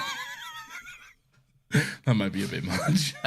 This moment's brutal, right? Amy goes, "Where's Rory?" And the doctor goes, "Rory." Yeah, Rory. Always with the Rory. He does the nose thing again. He's fucking brutal. He just forgets he exists for a second. Yeah, bless him. Oh, is that a death counter for Rory? Are we adding that one? No, that's not a death count. A burn so brutal. Being forgotten is not a death count, okay? Okay, so so they go looking for Rory, and then they head down to like the fucking the bathroom where Jen and Rory was earlier, and they see like the big hole in the door and the smash mirror, and they're like, oh yeah, she's a ganger or whatever. And this is where the doctor like semi-justifies it, because like either the Scottish guy or Amy says to him, you said they wasn't violent, and he says, no, but I said they're scared, and they can act out when they're scared, which that's fair, but again, it's completely fair. It just doesn't excuse the whole transformation into a monster thing. Like, just run past him and push him into a wall or something. Like, it's a lot more interesting without the whole monster aspect to it, I think. I do too. There's the Scottish guy also mentions to the doctor that he seems to know something about the flesh, and then Amy asks him if that's true, which he clearly is, but he doesn't give an answer. He just kind of looks about a little awkwardly. Yeah. Again, implying that the doctor knows more than he's letting us know. He kind of stumbles about a bit, and is like, if I can talk to them, if I can I can fix this. And he's like, yes, I love the admirable quality to it, but yeah, it's definitely I forgot this happened, right? But I've got the note down, so I obviously noted it. But there is obviously this inkling that he's either got an idea of where this is heading, or because he's not seen anything like this before, has he?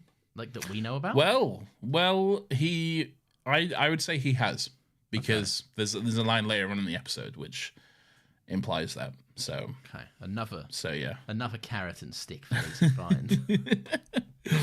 We'll get there. Get there. The Scottish guy wants acid suits because the storm's pissing acid or something. Sure. Yes. Yeah. Yes. There's a scene with. I just moved on from that. That's just a fact. That's just what's happening. Yeah. That's fair.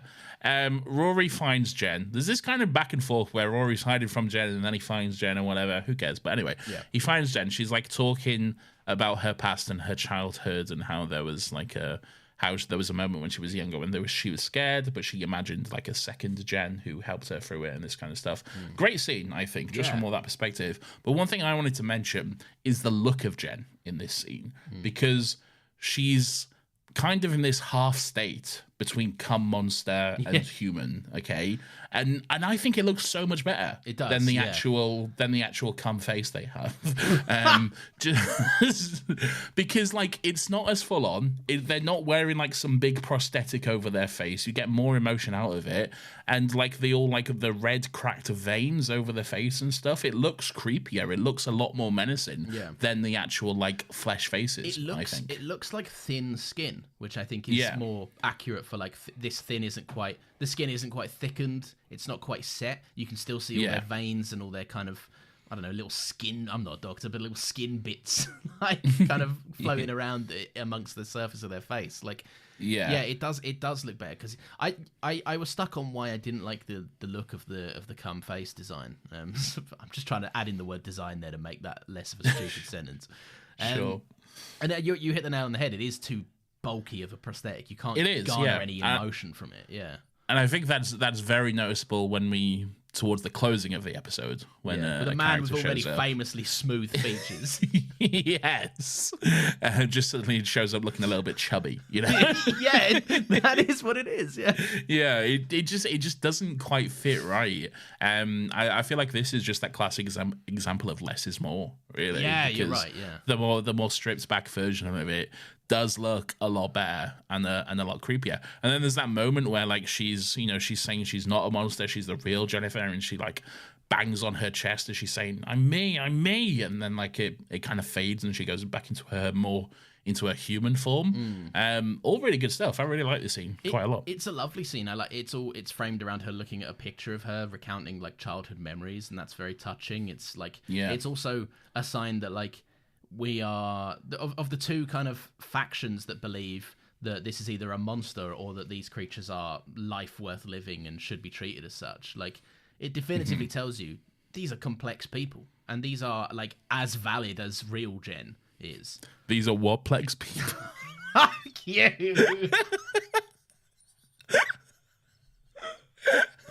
Do you know what? My intros, I never want to hear any more bullshit about wordplay ever again. All right? Yeah. I can't help it. I hear it and it just screams to me. For fuck's sake. Maybe I'm not the piss watcher. Maybe I'm the cum hearer. For God's sake. All right, yeah. So that's a lovely scene. Again, just reiterating, I think Rory really is he's a character that in our rewatches we've gone through eras that we were less familiar with, and this is definitely one for me. And I think that although Rory is lovable in Series 5, it's far more about Amy and the Doctor than it is him. Yeah. And I think in this season, so far, we're really starting to see that Rory can be a competent person, but as well as really a rock of the TARDIS. Like the TARDIS needs someone like Rory that doesn't ever forget his empathy, ever. Yeah, I think so too. Definitely. It's lovely. I'm reminded of Martha, not just because of like the medical practitioner parallel, but like Martha was someone that genuinely cared, and when the Doctor wanted to move on, she was like, "No, you have a responsibility to not be a dick here." Yeah, absolutely. Yeah, which is nice. A pair of lips appear out of the cum bath. Quite a horrible scene. The way we move on from this. Talking about these sincere points of like Martha and Rory, two akin people that like really treasure empathy and the sanctity of human life, and you're like, two cummy lips emerge from the bath. I didn't say cummy lips, okay? What did you say? I said a pair of lips appear out of the cum bath. Okay, it's not much better. No, but I didn't describe them as cummy. They are a little bit cummy, though. And they say, "Trust me," in this deep voice. Who said that earlier? Anyway, moving on. The TARDIS sinks into a pool of acid as the Doctor's gone off to try and look for it. And then he just has that moment where he's like, "What are you doing down there?" Which just made me laugh. In context of the last episode of Doctor Who that we watched as well, like just back in the shit. Yeah. Look, it's been lovely being a woman for a bit, to run around, to be a nice person, tell the Doctor how I feel about some stuff. Anyway, to the acid swamp with me. Makes you think about someone else as well. It does. Ow. Fucking dog. Yeah, ouchie. Jen gives Rory a little kiss after he uses her real name. And she says Amy's a lucky girl. This was quite dark. Was this a kiss on the lips or a kiss on the cheek? It wasn't. I feel like it was a kiss on the cheek. But it got a bit dark and it got a bit shadowy there. It did get a bit shadowy. Let me just double check. Let me bring up the tape. Okay. This is I think crucial it's stuff. It is crucial stuff. I think it's a cheek moment. Oh yeah, the Doctor loses his shoes as well. Oh yes, yeah. That is a big plot point actually. Yeah. Yeah, it's the cheek. It's the cheek. Okay, fine. Confirmed. She's still deploying a bit of Riz. She is deploying a bit of Riz. She's after her man. She's after Amy's man. She's got that cum Riz. Come on now. Famously unemployable Riz, right? You can't be deploying that Riz anywhere you go. Yeah. That's not the opener to a Riz. What, cum? Yeah. Okay. Sounds more like a crime, to be honest. It does. I feel very uncomfortable. Did you laugh at the hatch woman that Amy sees? The hatch woman? Oh, so yes. So Amy opens the door looking for Rory, but instead she finds again the hatch she has been seeing with the mysterious eye patch lady. Yeah. We didn't see her last week. She wasn't appearing last week. Yeah, she was absent. Yeah. She was absent, but she has appeared here again. And then Rory finds her. So yeah. Why did you laugh at it? I laughed because I don't know why. It's weirdly framed where it's like quite far away. Okay. And so like when it slides, I don't know why the first thing that came to my mind is, you know, that picture that started with Robert Downey Jr. It's moved on to, in the Doctor Who fandom, it's moved on to Kate. And it's the clearly you don't own an air fryer meme, right? Of just someone kind of staring at you, perplexed, right? Okay. And it just reminded me of that. Is that the picture of Kate from 73 Yards? Yeah, where she's looking at Ruby like, what the fuck is wrong with you? Yeah. Okay. It's I don't know why it made me laugh. I just think I can't take it seriously. From the first appearance of it, it just looks stupid to me. Okay. I don't know why. Am I going insane? If people in the Discord that are listening to this, like, please tell me what you think about it, because I genuinely think I'm going insane, but it doesn't come across as mysterious or threatening. It just comes across as stupid. It is funny, right? A little. I think it's because she also doesn't say anything. She just stood there just staring at Amy for like a second, and then the hatch closes. And it goes silent, and then the sound of it closing is really loud. It's funny. I think it's funny. Okay, a little bit. Anyway, Rory and Jen find Amy, and then there's a bit of a standoff moment here, because like none of the others seem to trust Jen. They kind of all close around them for a second, and Rory's very quickly like, well, he sticks up for Jen. He stands up for her. Yeah, really. Good on him, I think, because they're like, we've seen that these two were going out with shivs earlier, like, so like, yeah, it's true. No, but again, this is what we've kind of been preaching. Like, even Amy's like, Rory, come, like, get away from her, essentially, and he's like, no. Like, what's wrong with everyone? I think Amy says something like she's not real or something, or like something to that effect, and Rory's like, no, she is. She's real. She's Jen, I like that this isn't played for pseudo conflict between them. It's not about Rory and Amy, like, and their fundamental differences. It's just about Rory. Like, you understand who I am. You understand why I'm doing this. Yeah. And it's not Amy. It's not like I wish he'd listen more. I think a lesser writer would have made it more of a confrontation point for them, but it's not that at all. No, it is in no way a read on their relationship or anything like that. Yeah. It's just they just have different context to things at that point, I guess. That's exactly, really all it is. Yeah. The Doctor stumbles upon the cum people, saying he can help them. So he just basically leads them to all the others. They go. There's a moment where Miranda turns and sees herself in a creepy head turn. This is the thing. They say, "Oh no, we're normal," but then we're like, "What if I did the most sinister thing ever?" Actually, it just looks really spooky. This is such a downfall for me. Like this. What if I did a horror movie head turn? It is that though. Yeah. This is why I just think it gets frustrating. I think towards the end of the episode, they kind of lose their grip on like the complexity of it. Like I feel like the ideas were a bit bigger than this one premise could allow. Because even like Jen gets like fully militarized later on. Like it's like calm down. Like, I mean, I get it. One of you got killed. Anyway, we'll get there. We'll get there. The Doctor asks if anyone has a pair of shoes because his boots melted away in the acid. He says specifically size 10, though should warn you he has very wide feet. So there we go. Suit talk for the 11th Doctor's feet. What do you reckon? I also have wide feet and struggle to buy shoes. I don't have wide feet. What I do have is this weird tendency to, like, when I walk on the edges of my feet. Oh, I do that as well. So do your shoes like kind of do that lean thing? Yeah, they after a erode while. after a bit. Yeah, mine do that too. Yeah. Fucking nightmare, right? Yeah, awful. That's why I was repping Heelys until an unconscionable age. Heelys. So this is another premise. I think the episode, unfortunately, it keeps building on it with, like, every time the episode does something weird that I don't like spooky snakehead Jen or creepy head turn Miranda. Right. It then comes out with, like, the next scene being something interesting, right? Because I love the premise and the fundamental mess of it all, which is if the gangers wanted to get in a ship and fly away, if the Doctor wanted to just put them in a TARDIS, put them on a planet somewhere, right? Or even just another part of England, and they could have their own little settlement somewhere. Yeah. Right, and they could just be happily getting along with their life.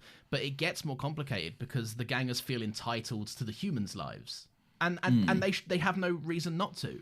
Like, that's the Scottish guy that keeps going on about his son, who he might get home in time for his birthday party. Like, that's the ganger's son as well. Yeah. Like, I think that's something I hadn't considered. And, like, I'm sat there going, this is such an easy problem to solve. Oh no, now this kid's got two dads. Like, this could be a problem moving forward. It's very. First of all, I will say, in your note about the Doctor, he could just take them off and find them somewhere new. I don't think that's why the Doctor's here. I think he's here for a very specific reason. But okay, we'll get to that. But yes, it does get all very interesting. I do like the scene where the two Scottish dads.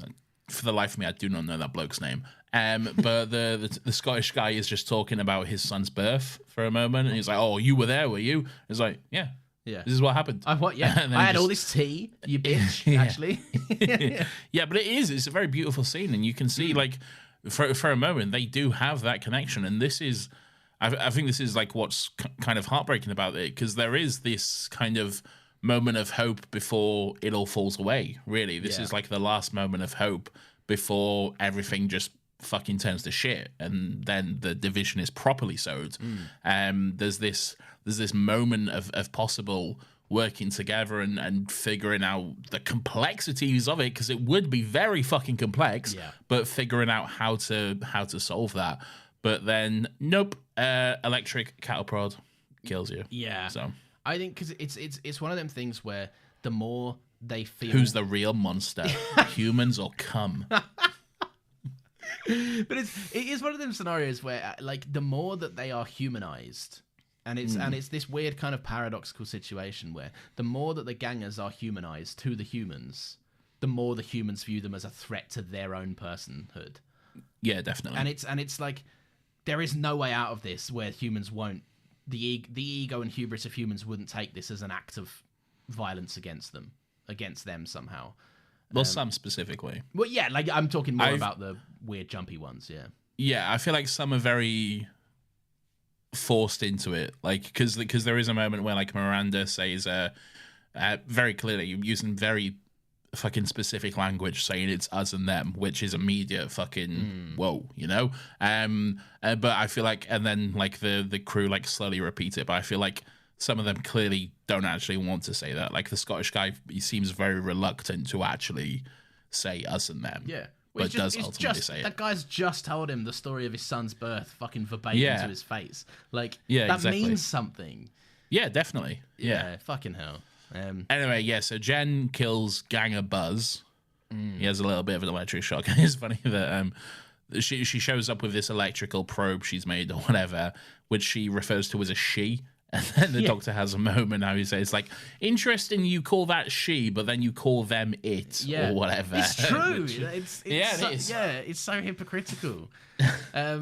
I do like the do you like the Doctor's northern impression? I'm annoyed you said that, because my note was, the Doctor does some northern noises. Could you translate for me, please? He says, oh, well, we'll all just go to the foot of the stairs. You've explained this to me, that this is something that's said, and I just don't understand it. That's not... It's just a saying. It's not... Yeah, but what does it mean? It seems so hard to say. Just means like we'll deal with it, Okay. Just go to the foot of the stairs. What's the ones? A up is the one that you like. A up, yes. That just means hello. That means hello. Yeah, that's more, that more rolls off like A up. A up. Stop. You can't do it. You can't do it. Hello, Nathan, lad. Stop. How are you going today? Hello. I'm good. A up. A up. A up. Hey up, Cock. How's it doing? What other accents can we do? What about this Scottish guy? He's going around being like, "Oh, my son's birthday. Oh, yeah. Oh, my little Adam's birthday. I'm gonna get home. Little for it. Adam's birthday. Hey. I can't wait to get home for Adam's birthday." Anyway, It's not your worst accent, but yeah, it's not great either, though, is it? What would my worst do one Liverpool. Do Liverpool. I think Northern's your worst one, but do Liverpool. be? Okay. What do you want me to say in Liverpudlian? I can't think of it. I can't think of anything. Say, what's the point of being alive? I sizzle. know, there's so much pressure. All right, I'll do it for the podcast. What's the point of being alive? What the fuck was that? I half laughed through it. All right, that wasn't as fine as it could be, but I'm not doing it again. What's the point of being alive? I'm good at this. Just thinking back to all the Doctor Who poop Evil Dan memes.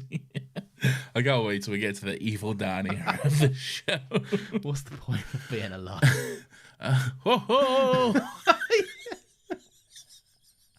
I'm good at this.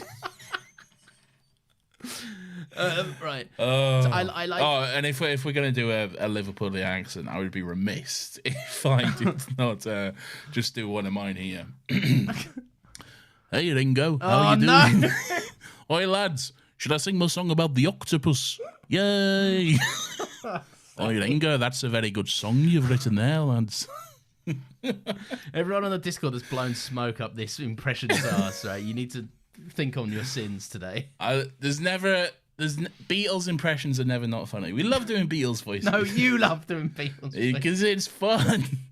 I've got a dog, he's got a friend. Yeah, all right, fair enough. That's a good one. Yeah. My dog, my dog. Anyway, I don't know what that's from. Do you? No, me neither. No, yeah, fair enough.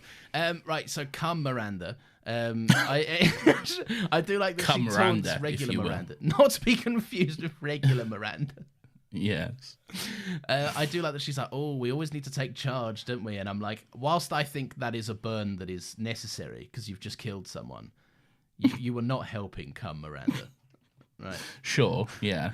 That's true. I think you should always try and de-escalate a situation rather than escalate it like this. Yeah, rather than taunting her. Yeah, when she's still holding that thing, by the way. Yeah, whatever that thing is. Sure. I do like the Doctor's reaction to Buzz's death. He's obviously quite upset and angry, saying you stopped his heart. He had a real human heart and you stopped it. Good moment. Good bit of acting from Matt there. Yeah, no. Always does a great job.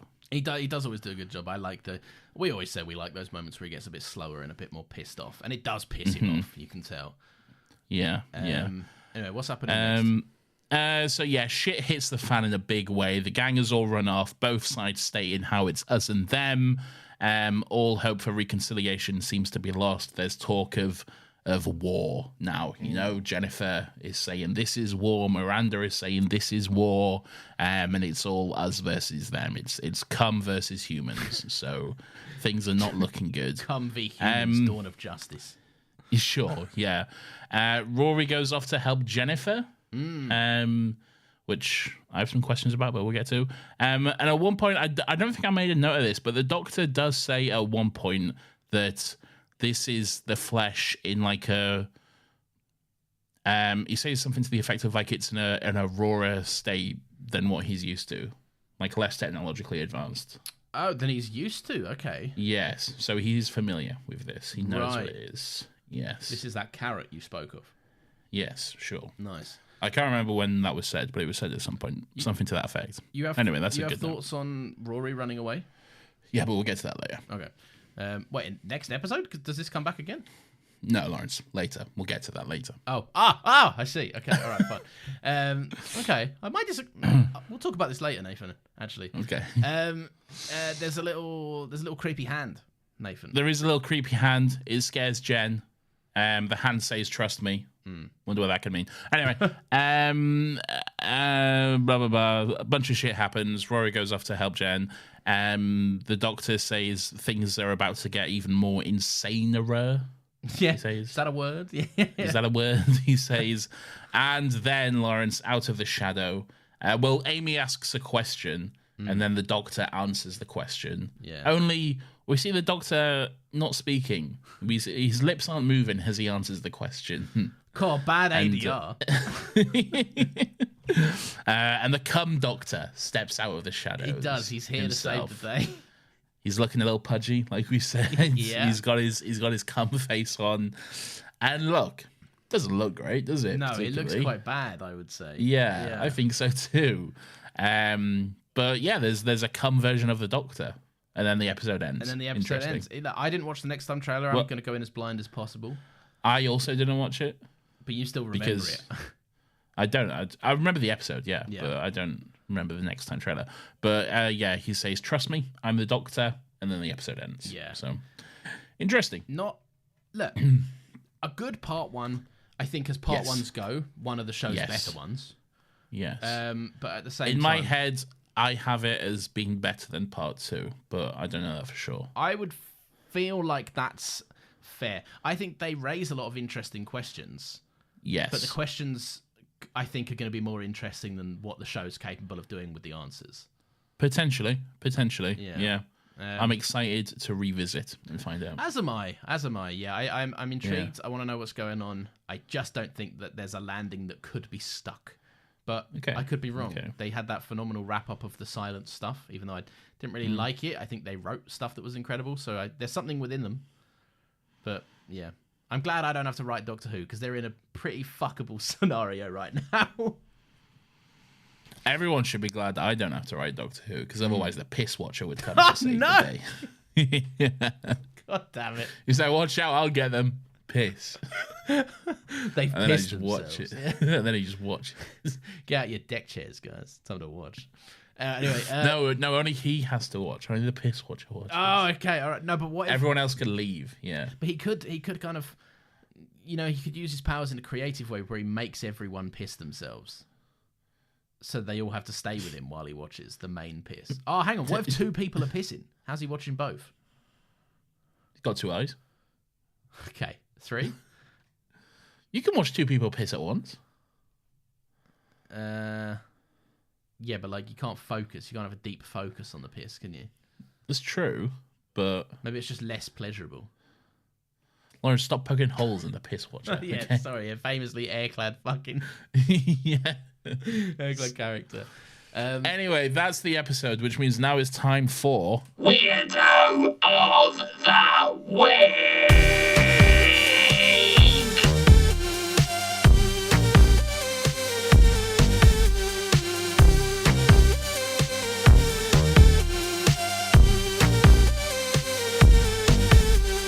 Weirdo. This is everyone's favourite segment of the show where we get to take a chance to look back and reflect on some of the weird and wonderful and cummy little characters who come across our screens each and every week. Lawrence, I am dying to know. I am about to bust a nut if you don't tell me who your weirdo is for this week. Oh, Lord. Mine is the entire crew and everyone that uses the Ganger technology. Okay. I feel like that goes without saying. No, it does go without saying, but there is a specific reason too. Okay. We brushed over this in the episode. In fact, I'm not even sure if we brought it up at all. It's known that there was a Ganger in the Isle of Sheppey that was essentially shocked in this similar scenario, right? And the Ganger then went on to kill its operator and then take the place of the human operator or something. Right? That is known, right? A guy on this team brings that up as like, this happened a year ago or whatever. And I just think that's an interesting scenario to then sign up for a job where the crew work amidst 2 storms, and it only gets brought up after the fact. When Miranda's like, maybe we should work through the storm, I'd be like, yeah, no, because of this Isle of Sheppey thing. That seems quite likely to happen again if we were to get fucking shocked, which is incredibly likely. But yeah, that's fair. So that's my weirdo. I think all of them should have had a bit more foresight into applying for this role. There's a foreskin joke in there somewhere. There is, but I wish you wouldn't have to make it. I wish we'd just be different people. I also wish that, Lawrence, but we both know that's not who I am. Okay, great. We can't have what we want, unfortunately. No, I suppose not. All right. Anyway, okay, there you go. There's your weirdo. Who's your weirdo? My weirdo is, and I might be wrong about this, but it's Rory and it's real Jen. Okay? Right. Okay? Because there's like, towards the end of the episode, there's this like, Rory hears Jen calling for him. Mm-hmm. Okay? And real Jen is like, Rory, help me. And then fake Jen is like, oh, maybe this is speaking into my, I shouldn't say fake Jen. That's me showing my side here. I know, I'm cum racist. Cum Jen is like hunting down real Jen. She's like, I'm gonna kill it, I'm gonna get you. Yeah. And stuff. So then Rory goes to help her. Okay. Real Jen and Rory have not interacted once in this episode. No. They have not had any moments of talking to each other or anything like that. Jen, from the moment she got into the cum bath in the episode, the Jen we've seen throughout this episode has been Ganger Jen. Okay, yes, we have spent no time with real Jen apart from that like few seconds with when she was getting into the harness. Okay, yeah, this is the first we've seen of her. So why is she asking for Rory? Why is she like this kind of man who will help me? And I guess I can see it more from Rory's side if he just wants to help Jen. Sure, fair enough. Yeah. But specifically from Jen's side, why is she like, Rory will help me? You don't know him. I think... You talked to him once. So Ganger Jen shares memories with Jen, right? Up until the point yes. they were separated. Yes, but Ganger Jen does say, when I first saw your eyes, you looked kind. Lawrence... I poke holes in your weirdo, okay? I can't. You do not poke holes in mine. I'm not. No, I think it's still valid. There's a bunch of other people she knows for better and for 2 years longer. Yes. But at the same time, I there's maybe that. But I don't know. If I was in mortal danger, I wouldn't call it like, who do I know with kind eyes? Yeah. I'd be like, who's around that knows me and is more likely to hit this person with a brick or something? I don't know. It just seemed weird. I just felt like they hadn't spent any time to episode. I feel like the writer forgot that they weren't the same person. You know, that's incredibly likely. Yeah, That's because they just see Jen. Like, yeah, and Jen's quite interchangeable anyway because large parts of Cum Jen has been masquerading as real Jen.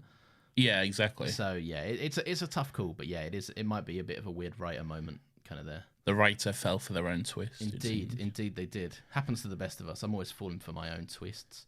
Yeah, same. Susan twist.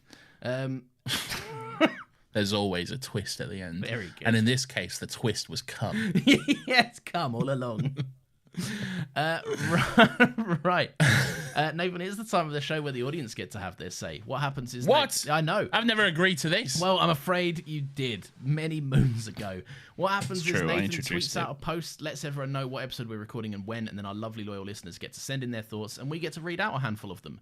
So, starting with tweets. Am I starting with tweets? Nope. Okay. Starting with emails. All right, there it is. Great.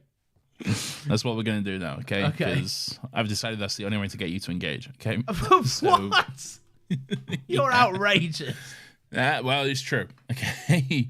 So this email comes in from Edward Alsop, who says, "Hey guys, the subject line is Cum City." Okay, yeah. So Edward says, "Hey guys, just seeing you're up to the cum-filled extravaganza that is the Rebel Flesh. I just made it through the long episodes from the Waters of Mars, which was only 4 hours, so I had considered following the crowd and putting an end to this life, but then came 7 hours of the end of time, and I knew I just couldn't miss your discussion on a hungry master and a spiffy James Bond. No, it is spitty, yes, and a spiffy, fucking hell, kill me, and a spitty James Bond. 7 hours? Was it really? Both of them together? Together, yeah, it would be, yeah. Fuck. Insane, isn't it? It truly Why do we have insane. this much to say about this? I don't know. I have no idea. I'm a few episodes into season 5, so hopefully it won't be too long until I've caught up, especially with these shorter episodes. Brackets, long episodes are better. Now we found a I healthy feel like we've got the hours. timing down to a T now. Yeah. I feel like we've nailed the sweet spot with it. Even really. when I'm looking at my notes thinking, God, we're an hour and a half in, I know we're going to pull it Yeah. back and make it work. Yeah. I mean, look at it now. We're at 146. I feel like we're right on track. We at are. this point. Tell you what, let's hope you don't cut anything out. A good concept that I think gets lost within itself. I don't think this episode suffers from part 1 syndrome, and I can see the need for it to be 2 parts. I just struggle to get into this and enjoy it. It's usually the one I skip, although the teasing hints it gives to the end of the series I do think work in its favour. What are those teasing hints? A woman in a fucking thing. We'll see. No, you see, this is where it shows you are hazy, because Okay. and things I've been saying throughout this, you are in the dark a little bit, and I enjoy that. So don't Okay. go looking, don't go thinking. all right. I enjoy this. Looking forward to "come" being the most used word for these next few episodes. Oh my God, yeah. Is Larry still doing the intros? I must say they do put a little smile on my face. Hey, very nice. Thank you very much. He is the only one. That's not true either. I know it's not. We have our P.S. fans, and they're different. P.S. Anything I say negative, please do not take seriously. It's all in jest. You guys are doing a great job making your way through all these episodes. Cannot wait to catch up. P.S. If you ever want a special guest appearance, I know that's not really possible unless I was to become some sort of Make-A-Wish child. Keep up the good work. Edward, sent from my work laptop. Your work now knows you use the word "come" excessively. So I hope yeah, that's you really okay. should have been more careful with that. Yeah, maybe they're fine. I would not type it in. I would not send an email on my work laptop that contains the word "come" several times. Yeah, they can search that. They can search it by Yeah. word. And there might be some freak who's looking for "come" out there as well. Yeah. You know? But that says more about them, I suppose, don't they? But if they're That's the what I'm boss, they can saying. do what they want. That's some HR cum freak just scanning for "come," you know? Anyone who works in HR is a freak anyway. So Yeah, exactly. Oh, we care about you. Shut up. shut up. Yeah, that's what a Pay me. union does. Yeah. Yeah, we get paid by the same person. Shut up. Yeah. If you work in HR, we're not talking about you. You're fine. A HR representative is a paid company friend. A paid company snitch, more like. Yeah, they really are. They work for the company. Yeah. And they're like, again, if you "Hey, work just-" in HR, we're not talking about you. Yeah, no, You're we're fine. not talking about you. We're talking about your Yeah. career and line of work. It's all the other ones. Yeah. You're fine. And you as well. This email is from Nat Catarino, Yo. who says, let's brackets try to take this seriously. Yeah. Yeah, well, at the end of this episode, I'm not sure. Hey, Nathan and Lawrence. So I have a complicated relationship with this two-parter, and not for the reasons most people in the fandom do. Oh. The look of the flesh, while gross, and yes, also looking like a certain bodily fluid, doesn't ruin the episode for me. What does ruin it will have to wait until next week. Ooh, bit sizzle. Interesting. I like the setup and the complicated themes that get fleshed out. Yes, pun intended, and I have no regrets. There's a very Moffat-esque plot of the downfalls of capitalism. Mining the acid is dangerous, but instead of coming up with safety measures or a way to mine the acid without harming human life, let's instead develop new life to die instead. I find it's an interesting parallel to forced labor, but I also work in anti-human trafficking, so I tend to see these kind of parallels everywhere. Wow. Peek behind the curtain. Peek behind the curtain, indeed. Working in anti-human trafficking, that's insane. That's great. They actually do stuff that matters for a Yeah, living. yeah. You just make videos. That's What are you doing to help, Lawrence? just, hey, hang on. How are your silly little videos helping the world? Entertainment is a great source of comfort for many, Nathan. It's a good response. I'll give Thank that. you. That's a good Thank you. answer. That's good. That's good. That's what I would have said. I love this Hang on, opening feel shot. free to cut this. If you still worked your old job, I would have fucking destroyed you just then. You can mention my old job. I don't work there anymore, so you can mention it. Okay, no, I won't. Okay. It feels like I an used attack to, on you. I used to work for the government, but I don't anymore. Okay. All right. I love this opening shot of what one might think is a medieval castle, followed by what looks like medieval knights, and then we get some electric lights. It's a cute misdirect, followed by the even funnier misdirect of the workers being okay with their co-worker dying in a vat of acid. It's good fun. Then we get an excellent needle drop with Supermassive Black Hole playing in the TARDIS. Why do we get this in Series 6, but the only song to come out of 15's jukebox is the theme song in The Devil's Court? We were robbed. I also like the Frankenstein-inspired scenes when the solar storm hits the castle and the gangers are imbued with their life force. I recently rewatched the 1996 TV movie and was reminded of the Frankenstein vibes from the regeneration scene. Good times. Oh, I can't wait to watch that movie. We should do it now. Should we do? Okay. Yeah. Should we just do it next week? Yeah, why not? Yeah, let's just drop the 1996 movie. Maybe, though, we could do it before the 50th. Oh, like a little extra A little thing. bonus. Yeah. But that will push everything back and that will ruin my schedule. No, So we'll just do 2 a week. It's not a problem. Stick to the schedule, a little treat. we do have a plan to drop something else on the 50th week, though, don't we? Oh, that's true. Is that like locked in? Are we confirming that? Well, we don't know. I'm still not quite sure about that yet, little sizzle. Sizzle. And it's not like an 18-hour episode, so fucking calm down. No, it would technically be shorter than a regular episode. Yeah. But now no one's excited. I think it's good though. I think it's good. I think it's fun too. Yeah. Yeah, but we'd have to work out the logistics of that. Join that Discord. Anyway, there will be no clues about it in Discord. No, but necessary. But maybe. Yeah. So enjoy. I love it when Cleve says the doctor after the solar storm and says, Doctor, you were right. You think she's talking about the danger of the storm, but she's really saying that he was right about the flesh being properly alive because she is actually a ganger, even though at this moment she's not consciously aware of that. Brilliant writing. We thought that too, and that's why we mentioned that. Yep. So, Nathan's notes strike again. We picked up on that nuance. So throughout this episode, the Doctor explains that every time the factory workers use the flesh, they're essentially creating life. The gangers are being inundated with their memories and emotions, and the Doctor clearly states that these new life forms are alive and deserve to live alongside humans. I'd like to point this out in preparation for my many, many feelings about next week's conclusion. Okay, how I'm interesting. really not excited. I feel like this is just going to be a really stinker part 2. We'll see. If we had a hero of the week to balance out the weirdo, Rory would be it for me. He's so casually empathetic and selfless with Jennifer. It's so lovely to see him get appreciated for the king we all know he is. Jennifer may not be worthy of his attention, but his intentions are so pure. Hashtag Rory for president. Yeah, that'd be good. I would vote for that, take man. Rory. Yeah, same. I would take Rory over Biden or Trump. So there we go. Yeah. But not over Carly Rae Jepsen. No. Okay. I stand The by people's that. president, Carly Rae Jepsen. She's my president as far as I'm The concerned. official Still Got Legs podcast president choice. Yes. My first adverse reaction to this episode is the CGI used on the post-Solar Storm gangers. They look atrocious. It's 3 years after the Lazarus experiment, yet the gangers, especially Jennifer, look very reminiscent of Lazarus. We should be able to do this better.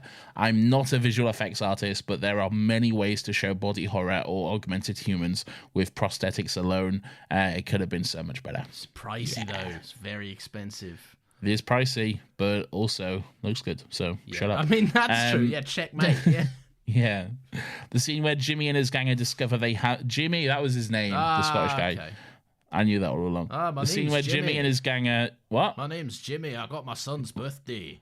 Lawrence, you have just insulted all of Scotland. The scene where Jimmy and his ganger discover they have identical memories about their son's birth is very moving. The gangers may look like third-rate B-horror movie villains, but the characterization is beautifully done. Also, just like their human counterparts, gangers can turn on a dime when they think they've been betrayed, which shows how human they are in the end. My weirdo of the week for this episode is Amy for not telling anyone about seeing Madame Kavarian.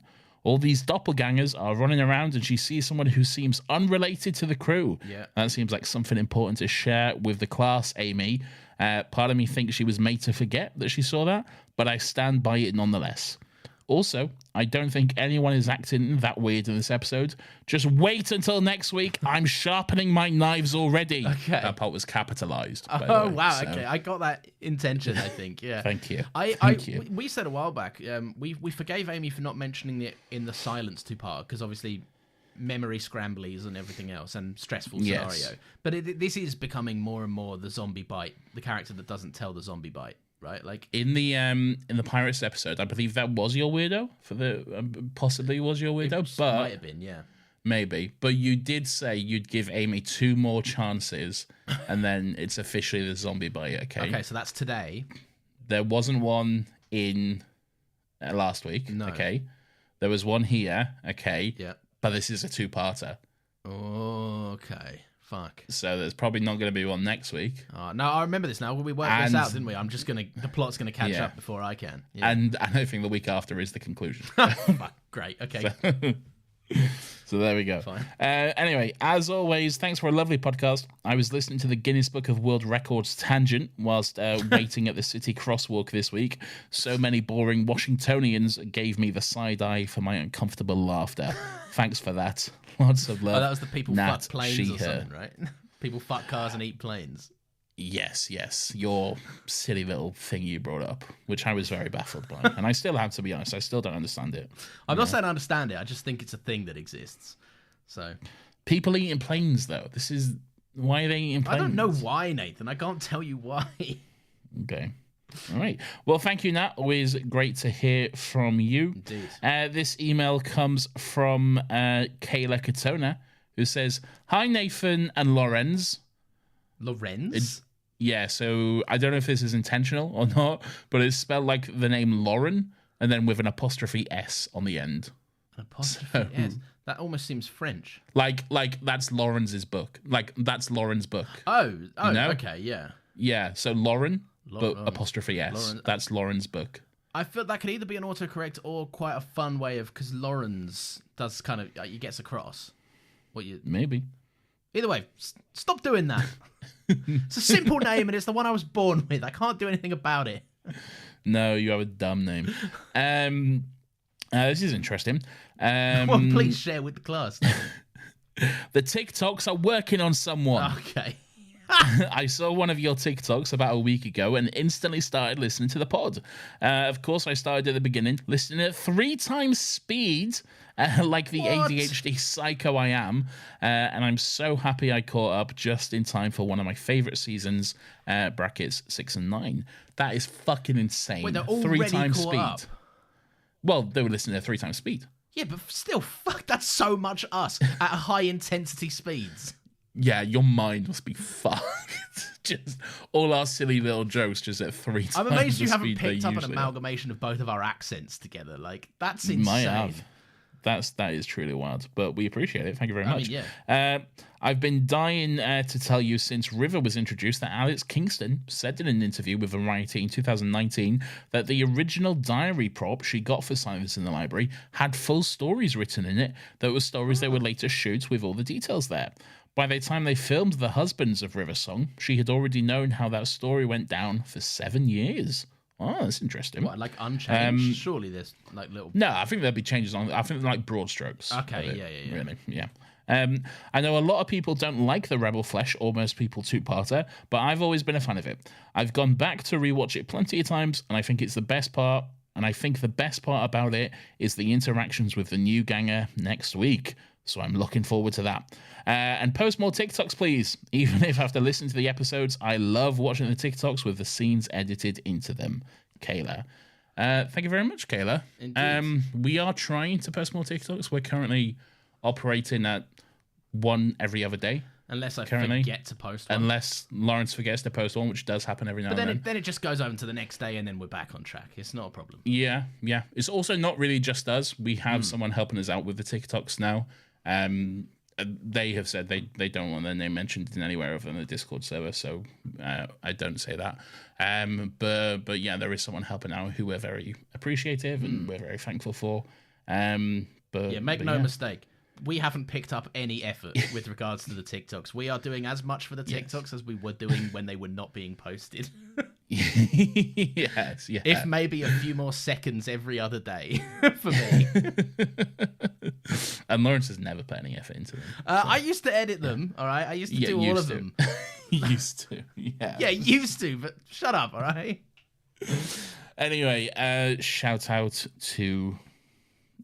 It feels weird, but I can't say the name, but shout out to the person who helps us. It does feel strange, doesn't it? They know who they are. Yeah. People in the Discord know who they are, and we love and appreciate them. It sounds like we're being elusive. We're just respecting a wish.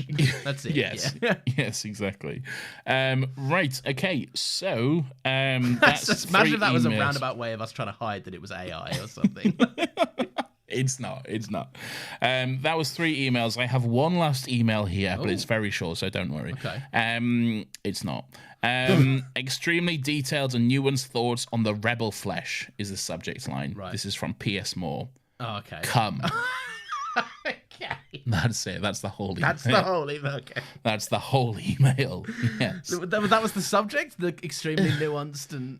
The subject was extremely nuanced the subject was extremely detailed and nuanced thoughts on the rebel flesh, and then the email was just one word, which was come. So yes. Very good. Well done, Piers. Thanks, Piers. You got us. Thanks for that. Right, well, here's an equally insightful tweet that comes in from Tom at ThomasDO95 on Twitter. Doctor Who? I think you mean Doctor Goo. Good stuff. I like it. Joshua Broadhurst sent in, finally, the answer to the question, what if Matt Smith had a cum face and was in a boring 2-parter?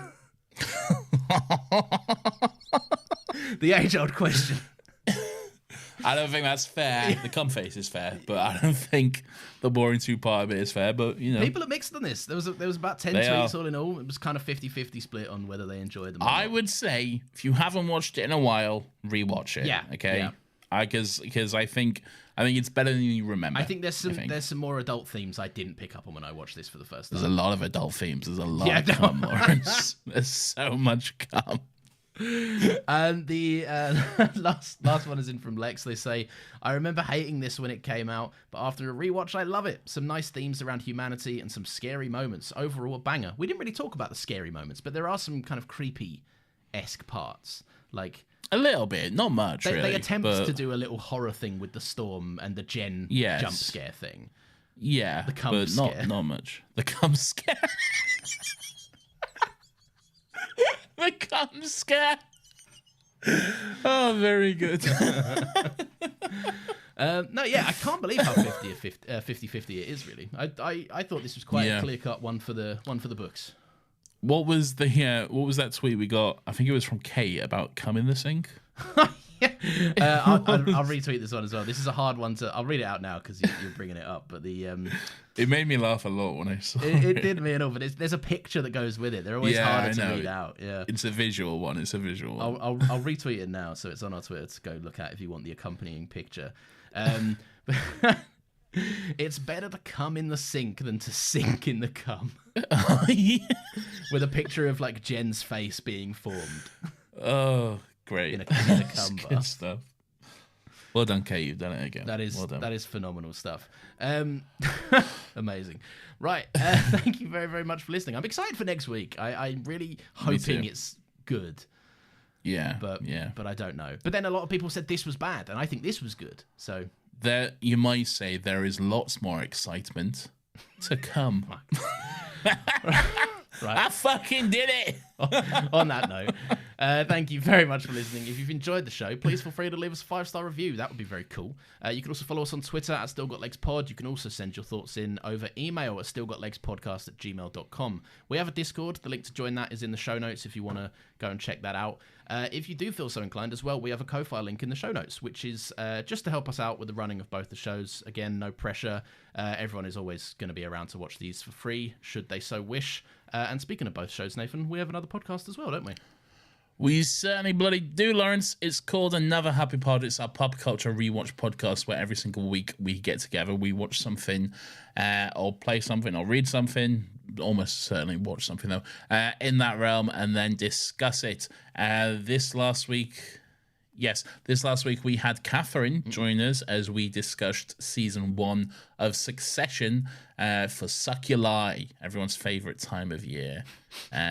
So that's in motion. So there you go. Any Succession fans, I'm finally strong-arming Nathan into doing it. And you liked it. You thought it was okay. No spoilers, Lawrence. Oh, they got to find out. They got to listen to the episode and find out. Nathan had a controversial, spicy take that everyone needs to hear. So go and listen to that. Anyway, yes. Thank you for listening. And Lawrence said something racist. So I did. You'll have to go and listen to find out, though. Yeah, go listen. Thank you very much for listening. We will see you next Monday at 10 a.m. Stay cool, stay beautiful. Nathan, what should they stay? Come. Fuck.